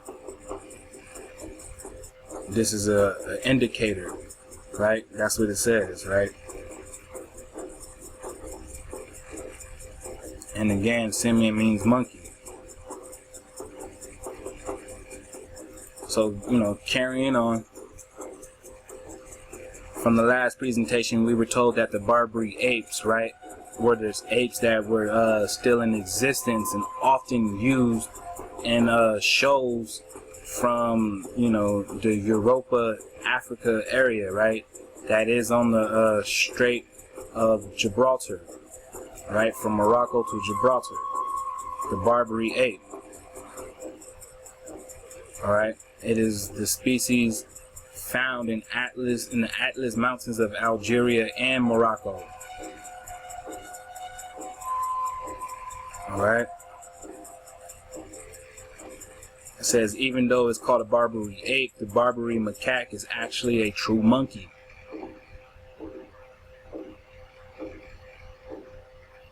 Alright, so this is a monkey.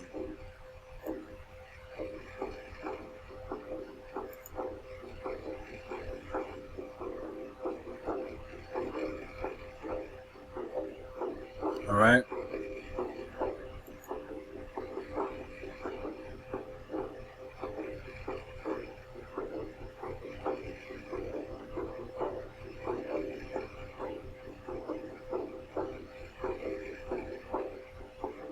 It says the Barbary macaque is gregarious, forming mixed groups of several females and males. Troops can have 10 to 100 individuals and are matriarchal. Alright? Matriarchal. So here it is again, right? The hierarchy determined by lineage to lead to female. So here another monkey species, right, has their line based off the female. Alright? So we got to keep this in mind, fam, because their origins are stemming from animals. Alright? From animals. Alright? We're going to keep it pushing. This is Werewolf, right? Now, we touched on this plenty of times. If not, you should have been able to touch on it yourself. We just want to connect that this is a man-wolf, right? A man-wolf or wolf-man. A lycanthrope, right? Wolf-man. Alright? A wolf-like creature, right? A so-called hybrid, right? A shapeshifter, whatever you want to say, right? And here again, there's another child in the mouth of a beast. So we can see that the artists of these pictures like depicting these children in the mouths of beasts. So, you know, it's kind of sick when you put it all together, right? Because the only imagery of these things are heinous, sadistic ones. So that should let you know, the mindset or the reality surrounding such topics and where they originate from and where this stuff comes from, alright? Because like I said, just because it's in the movie doesn't mean that it didn't come from anywhere. Alright? So yeah, we can pretty much see that we're dealing with, right, a man and a wolf, right? Period, point blank. Alright, shout out to the fan, to the family.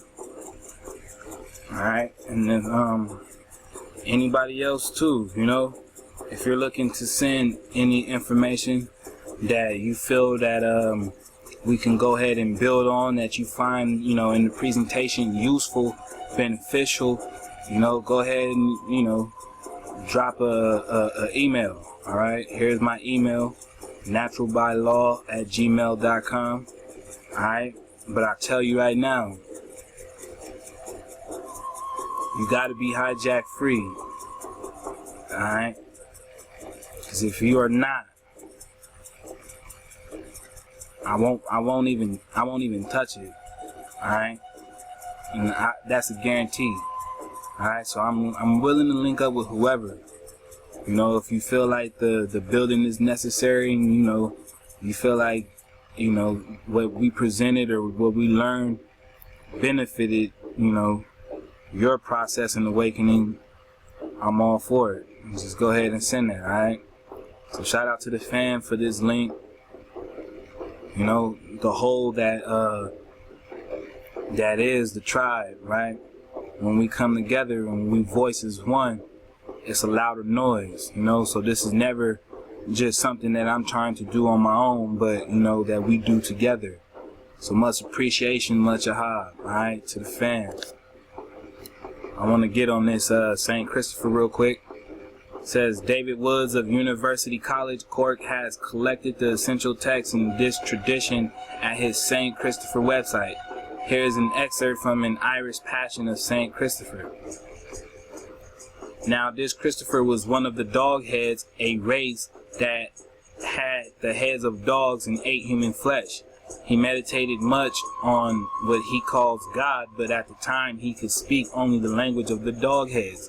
When he saw how much the Christians suffered, he was indignant and he left the city.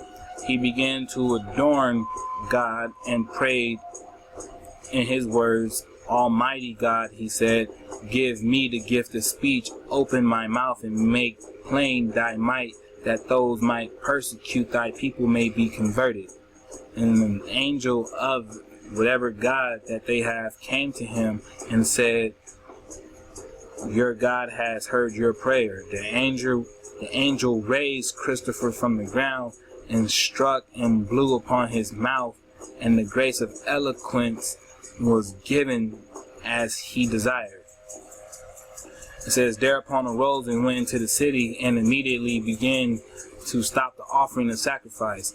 "I am a Christian," he said, "and I will not sacrifice to the gods." Therefore came a certain Bacchus to him and struck him. "You may do so," said Christopher, "for I will not strike you in return, but I forgive you, for forgiveness is the new law." Alright, it won't let me highlight it, but it says forgiveness is the new law. Alright, it says Bacchus went to the king and said, "Hail, O king, I have news for you.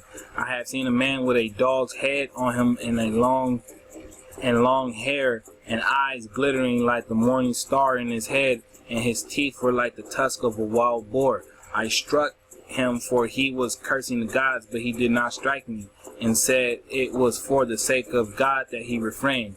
I am telling you this in order to know what is to be done with him, for it seems that it is by the God of the so-called Christians that he has been sent to help the Christians." "Bring him to me," said the king. The bystanders said that a large number of men must be sent for him. "Let 200 soldiers go for him," said the king, "and bring him hither in chains. And if he resist you, bring his head with you, that I may see it." Alright.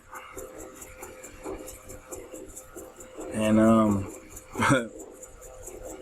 right here we read, right, that St. Christopher was a member of the North African tribe of the Marmarite. The Marmarite, right? Sound like some Moors, right?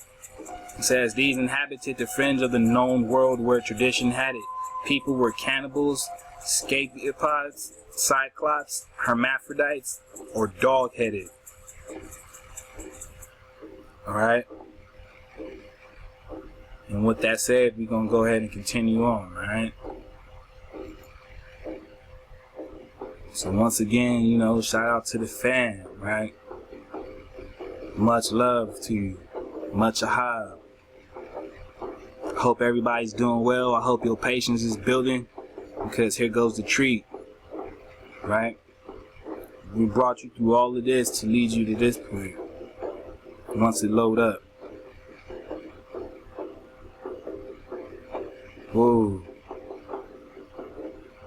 Now this is a map in Hebrew. That's right, as you see, right? The National Library of Israel. And it says that Egypt is the land of the troglodytes. Right? And then they attach Ethiopia. Marmerica. Right? Marmerica, right? Ethiopia. Egypt and the troglodyte, right? So this is all praises to Hawa, right? All praises to the breath that is in us, right? The one that formed and shaped us, our framer and our shaper, right? Egypt, right? That's what it says, Egypt, right? Much ahab to you, fam, for, this link. I appreciate you sharing this. Alright, and for you, we're gonna do it for the people, for the tribe, for the talk tongues, for all my talk tongues, right? You guys see this with us, right? And when we build for you, for the all, for the whole, for that pure water. Alright, so if you're not pure water, don't send me no email, alright? It's only for my fam, alright? So we got Babylon right there, right? Let's check out these names, right? Let's dig on this. This map is in Hebrew.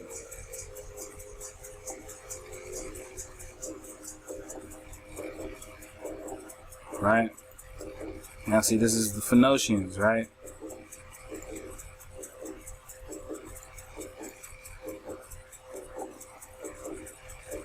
This is an amazing map, fam. Y'all can see this. Wow, right? Look at this, right? Lycopolis, right?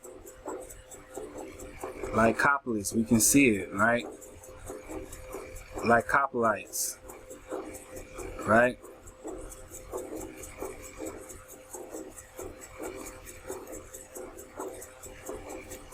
Right? The hermaphrodites, right? Or the whatever that would be, right? The hermaphrodites, right? Apolly and Apollos, right? All of this is so-called Africa, right? People love to be African, right? Here it is, Egypt, right? Troglodyte, right? I mean, come on, fam. Right? This is what they're telling you. Shout out to the fam, right? Much ahab. I was so excited to come across this, right? And finally piece it together. And I appreciate your patience. But we finally got them. Right? Much ahab to Sufa. Troglodyte, right? Wow, I mean, we can see it, right? All along the side, right?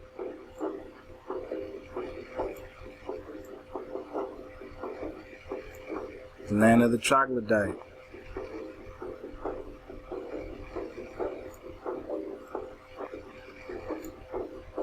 Right?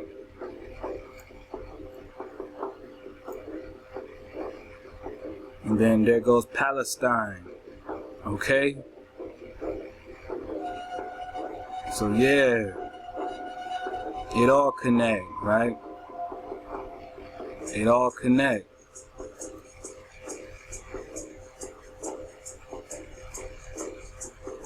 This is Lupercalia, right?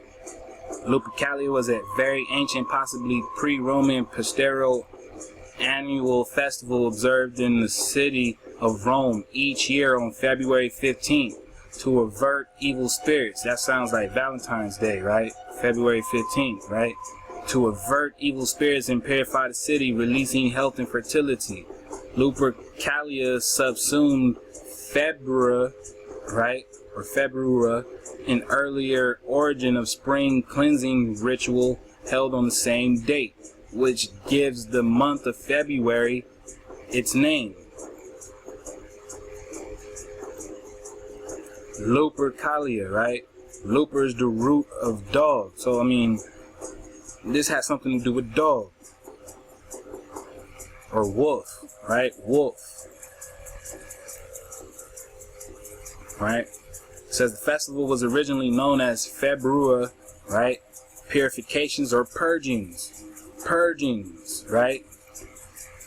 It says after the Februm, which was on the day, it was also known as Februatus, and it gave its name to Juno Februluus or Februata, and her role as its patron deity, to Lupercus Februus, who presided over the holiday into February, the month during which it occurred.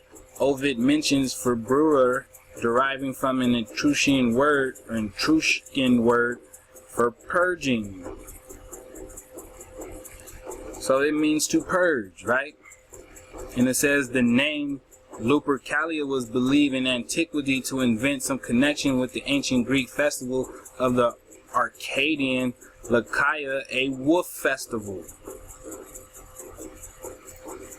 The worship of the Lycian, right? The Lycian Pan. So here we have the merging of Pan and the Wolfman together. Right here in this festival that's celebrated in February, which I'm pretty sure is Valentine's Day. And y'all going around here getting wifed up and all kinds of bullshit. Not even knowing, right? Not even knowing.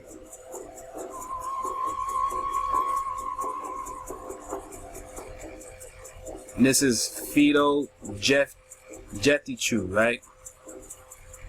Better known as Jojo the Dog-Faced Boy. Remember how I asked you about the werewolf, right? Alright.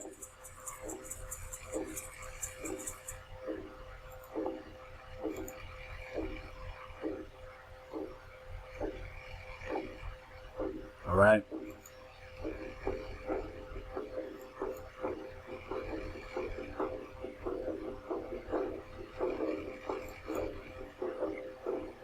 Oh yeah, it's real, fam. It's real in the field. Much ahab to all the tribe. Much ahab to all the Autochtons, my indigenous family. All praises to the Creator. Hawa. Alright.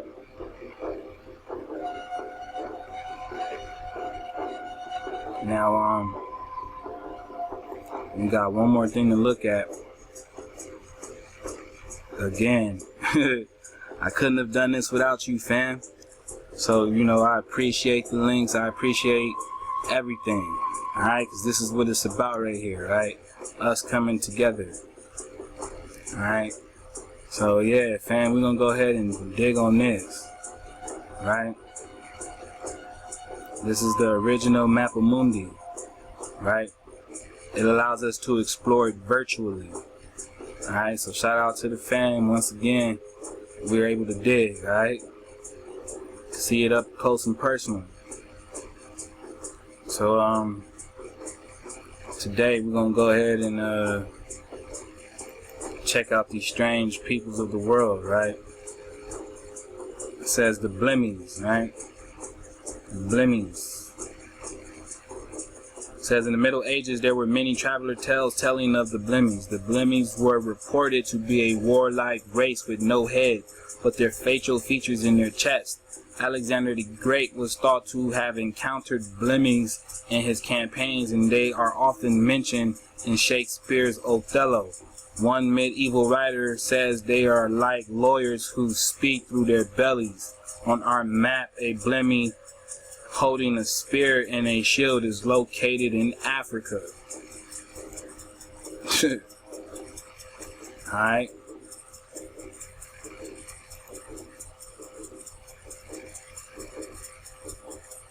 A sciopod, right? Sciapods. In the Middle Ages, stories circulated about sciapods or monocoli. Sciapods were reported to be a race of people with one very large foot that used to shield themselves from the sun. Stories also told how these strange people moved extremely quickly on their one leg. On our map, there are two sciapods, one in India, one on the extreme southern edge of the inhabited world. Alright? And they use that foot to block themselves from the sun. Alright? Now, why would they need to block themselves from the sun? I always hear people question about how the white man survived in Africa. If you're still using terms like white man, I'm pretty sure you won't ever understand.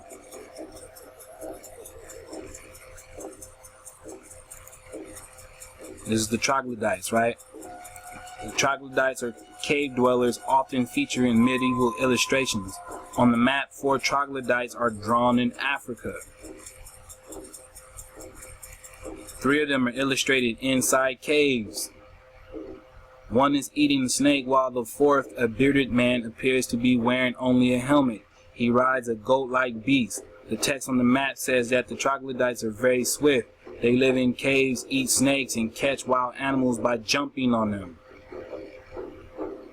There go their caves, right? I'm going to try to leave the link up for you guys, and much ahab to the family, you know. Much ahab to the Creator for connecting us and bringing us together. Much ahab for all my brothers, all my sisters, all my indigenous truthers. I appreciate all the work that it takes to make this concrete. Alright? And the last is the Cenocephaly, or at least that's how I pronounce it, right?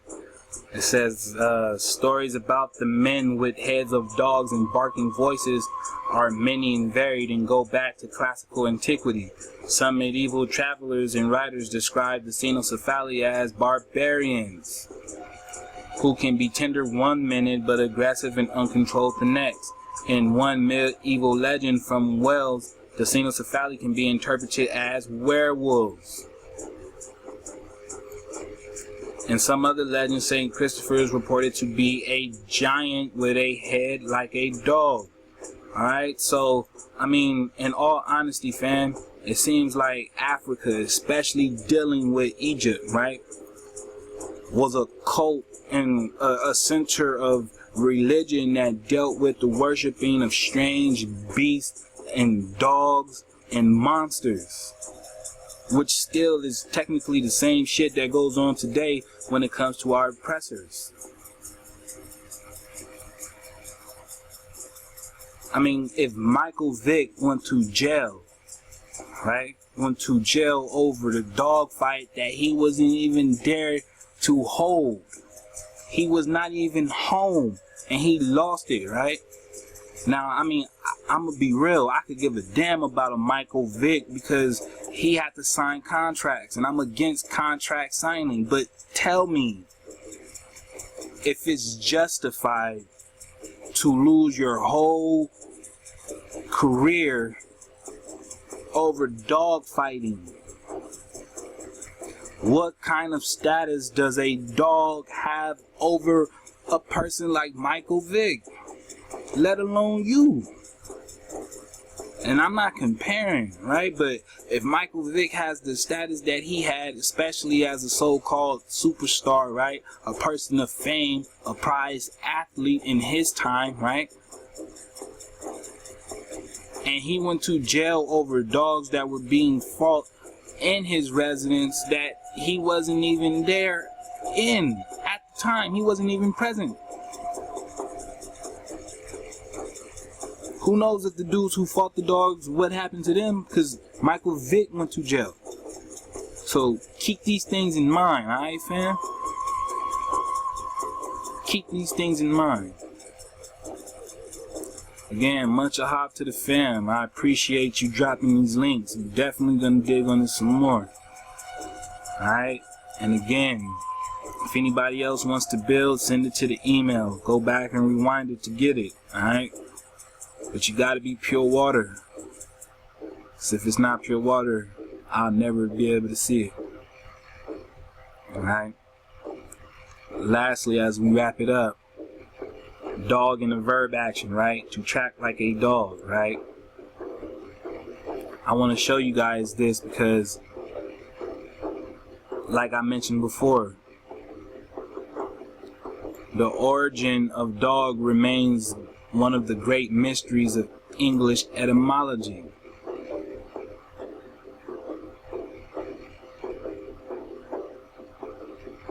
They don't know where the word comes from.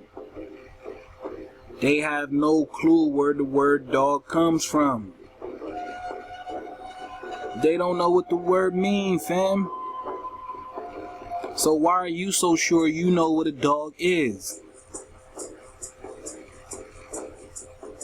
Right? It says the common Spanish word for dog is perro, right? Perro, also a mystery word for unknown origin. I'm sorry, a mystery word of unknown origin. Perhaps from Iberian, a group of Slavic dog words, right? Likewise are of unknown origin. No one knows what the word dog means, fam. Alright? Because mainly the word means Canaan, and maybe Canaan is, you know, a dog person. Much ahab to Hawa, much ahab to the family, much love to the tribe. I hope you found this presentation to be beneficial. I hope your frequency and your energy is magnetic. I hope you feel beautiful. I hope you feel alive. I hope you're remembering that breath. Shout out to my brother Paco. If you didn't know, now you know. Much ahab to the tribe. Alright, so I hope you guys appreciate this. We'll be getting at you soon. Alright, we're gonna go ahead and hit y'all with the fair use as we get ready to ride out. Alright, I'll be getting at y'all real soon. Keep your eyes open. Putting them out as much as we can, alright?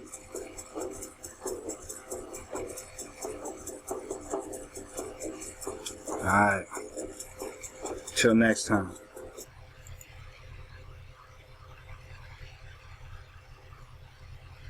Dog-headed humans from ancient Egypt, ancient Greece, medieval and Christian times. We even had Christian saints who were dog-faced. One of them was Saint Christopher. This is an image found in an Egyptian tomb of dog-faced, dog-headed ancient Egyptian god Anubis. From 3000 BC, that was the first dynasty of the ancient Egyptians. The reason, though, I'm going into this awesome, fantastic, unbelievable subject, because we're going to deal with demons and extraterrestrials later on in a video after this one. But the dog-headed people did exist. They were known as Cenocephali. And we even have accounts of saints existing in the medieval times that were half dogs, in that they had a human head, dog head, and they were called half huntings. They even existed in Anglo-Saxon England, and they were referred to as wolves, wolf's heads.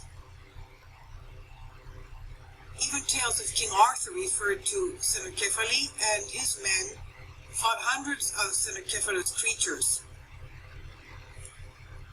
Now, we also had in the since the early Christian times, and in ancient Greece, stories of Cenocephalus humans. In one of my previous videos on Alexander the Great, he believed that they were Anunnaki Nephilim, a mixture of a hybrid human and extraterrestrial, and human and animal, and they were what was called the abominable races. And he was in charge of creating permanent, eternal prisons for them underground. That was one of his missions in what he had to do. And let's not forget that Alexander the Great had a prophecy concerning his mission and his life, and it's to be found in the book of Daniel. And it was given to him by, of course, Archangel Gabriel, that he would only live 33 years, and he would conquer the whole of the known land, and of course put an end to the Persian Empire. Now, they were, of course, as we said before, people that had dog faces. We see them in ancient Egypt, ancient Greece, medieval times, and we have Christian stories concerning them. Also, Christian priests had given orders to Christians not to marry anyone that had a dog face.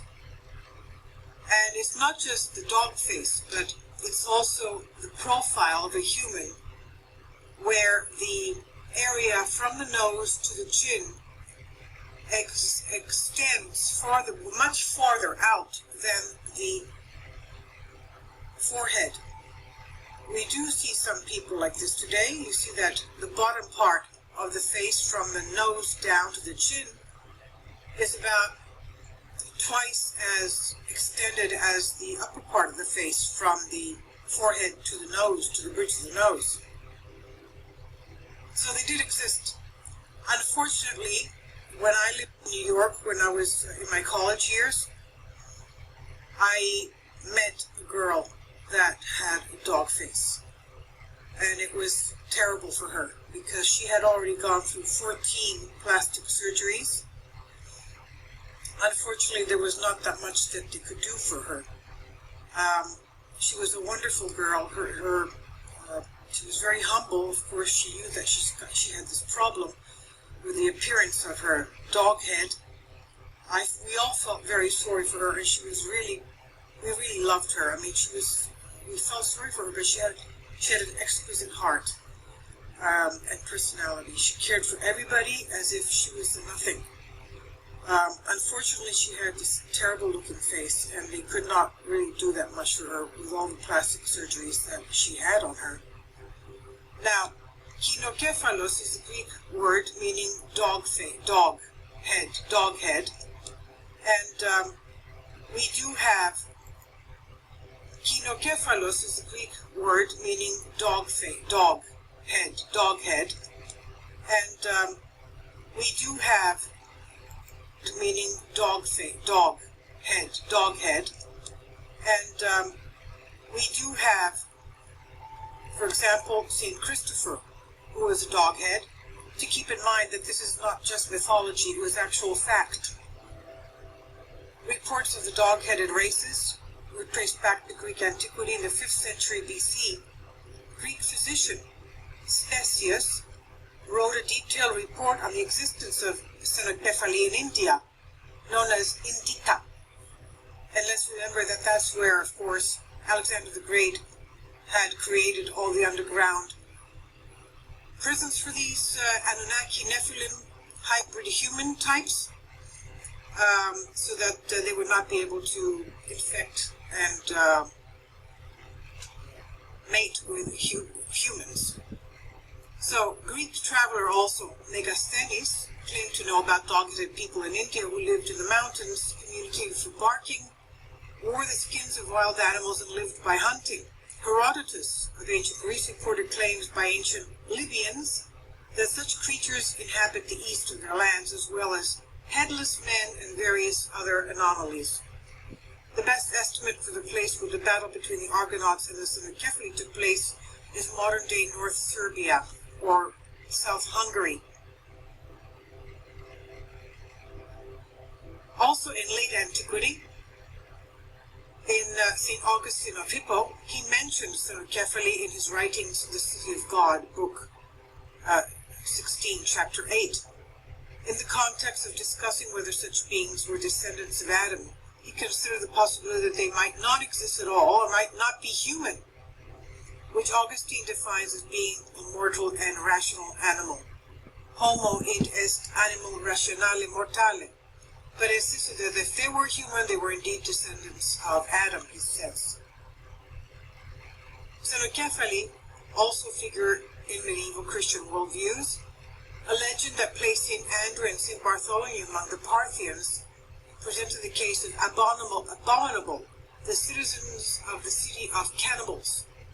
Of course, because they used to eat humans, and whose faces were like that of dogs. In Eastern Orthodox Church, certain icons, as we said, identify St. Christopher as the dog head.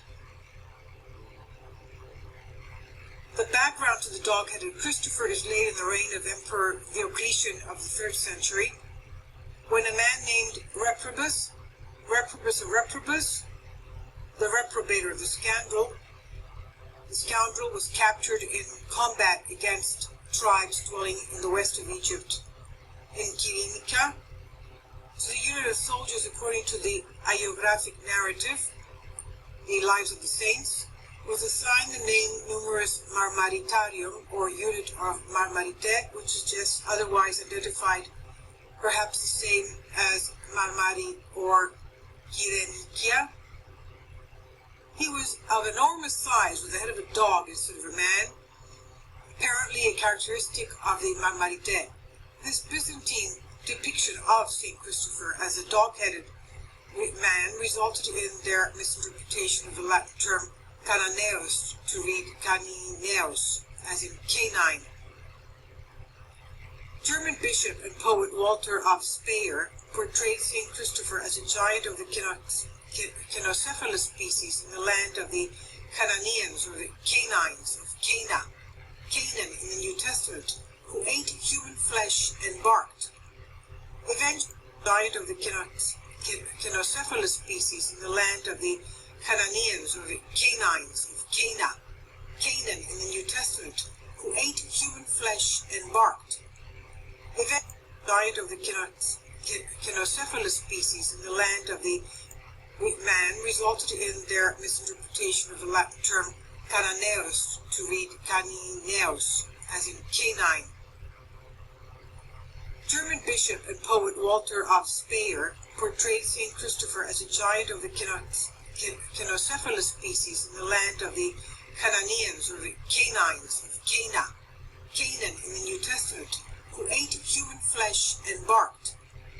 Eventually, Christopher met the Christ child, regretted his former behavior, and received baptism. He too was rewarded with a human appearance, whereupon he devoted his life to Christian service and became an athlete of God and one of the soldier saints. Also, we have the reports of ancient Chinese legends, her writings concerning dog-faced humans. Now, this is totally different than the images I'll show to you now of a Russian Fyodor Yevsechev of 1904. He has a condition called hypertrichosis, which is an overabundance of facial hair. So, this is not, however, dog-faced Xenocephali. Now I have to talk to you about one of my personal experiences. About 20 years ago, when I went on a pilgrimage, well, it was a summer vacation actually, but we went to the monastery of Saint Gerasimus of Kefalonia Island in the Ionian Sea, towards Italy, facing Italy. It was Vespers, and behind us was a young man who was about 25, 30 years old. His face was the face of a donkey. Not a dog, but a donkey. He was also making sounds that were not at all human. He was sitting behind us, behind myself and my mother-in-law that I went to Vespers with. Not far from this young man who was making weird noises that were not human. It was shocking to us, of course. My mother-in-law and I were looking at each other in bewilderment. We had never even heard of such a thing, that a person could have a human body and a donkey's face. And there was a man not far from him singing very happily, singing the psalms and chanting away while we were listening to the psalms during Vesper services. At the end, the man who had the donkey face got up and went to the priest, where his mother was waiting for him so that the priest could read exorcism prayers over him. The man that was standing not far off from this young man was a middle-aged man, and he says to us, "Oh, you must be frightened at his face. Well, I have to tell you that my daughter," he said to us, "was 10 times worse than him. They used to chain her up with 10 chains of the kind that they have to tie up little ships with, pleasure craft with, and she would bust them open." And he was telling us that, of course, that she was demon-possessed. So it could be that such conditions are also caused by black magic or white magic or brown or gray magic, whatever magic is magic. It's from the evil one. It's not to be dealt with. And, of course,